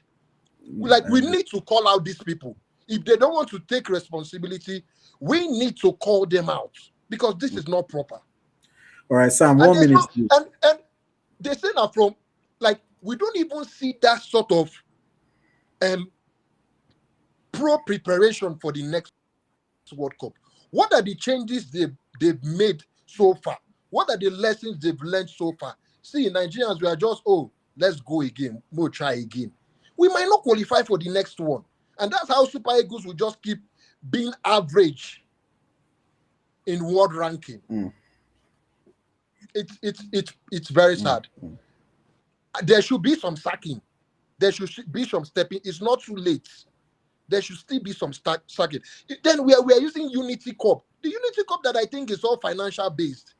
It is nowhere going to help us as far as player improvements or national team improvement. Who are we playing? Zimbabwe, India? It's not going to develop us in any way or form. It's vibes. Look at the quality. The last one we played was Jamaica, Trinidad, and Ghana. This whole Unity Cup idea is just for the financial gains. How much can we make out of it? And then every player goes back. No, it's sad. All right. But again, we are going to the Unity Cup. My if I were to pick preliminary team, let's try those. I go with you actually. Let's try those fringe players. Some of the players that we haven't given a benefit of doubt in the past. Maybe players that have lost form, players that, have not really had that opportunity to, prove themselves. And maybe some players that have proved themselves in the past and maybe injury or some sort of unforeseen circumstances make them, not show up in the national team. Let's bring back the Taiwo Awonis. Let's see what they still have for us. Let's bring back the Victor Boniface. Let's see if Victor Boniface can still give us his first goal for Super Eagles. The guy just came back from injury. The best way to help him rediscover himself again is putting him in game like this. We stand nothing to lose. The big boys that just played this AFCON, I'm good for us resting them. Try those French players. Kelechi Iheanacho seems like he's doing well again. Although his age is 28, he doesn't look like 28 to me.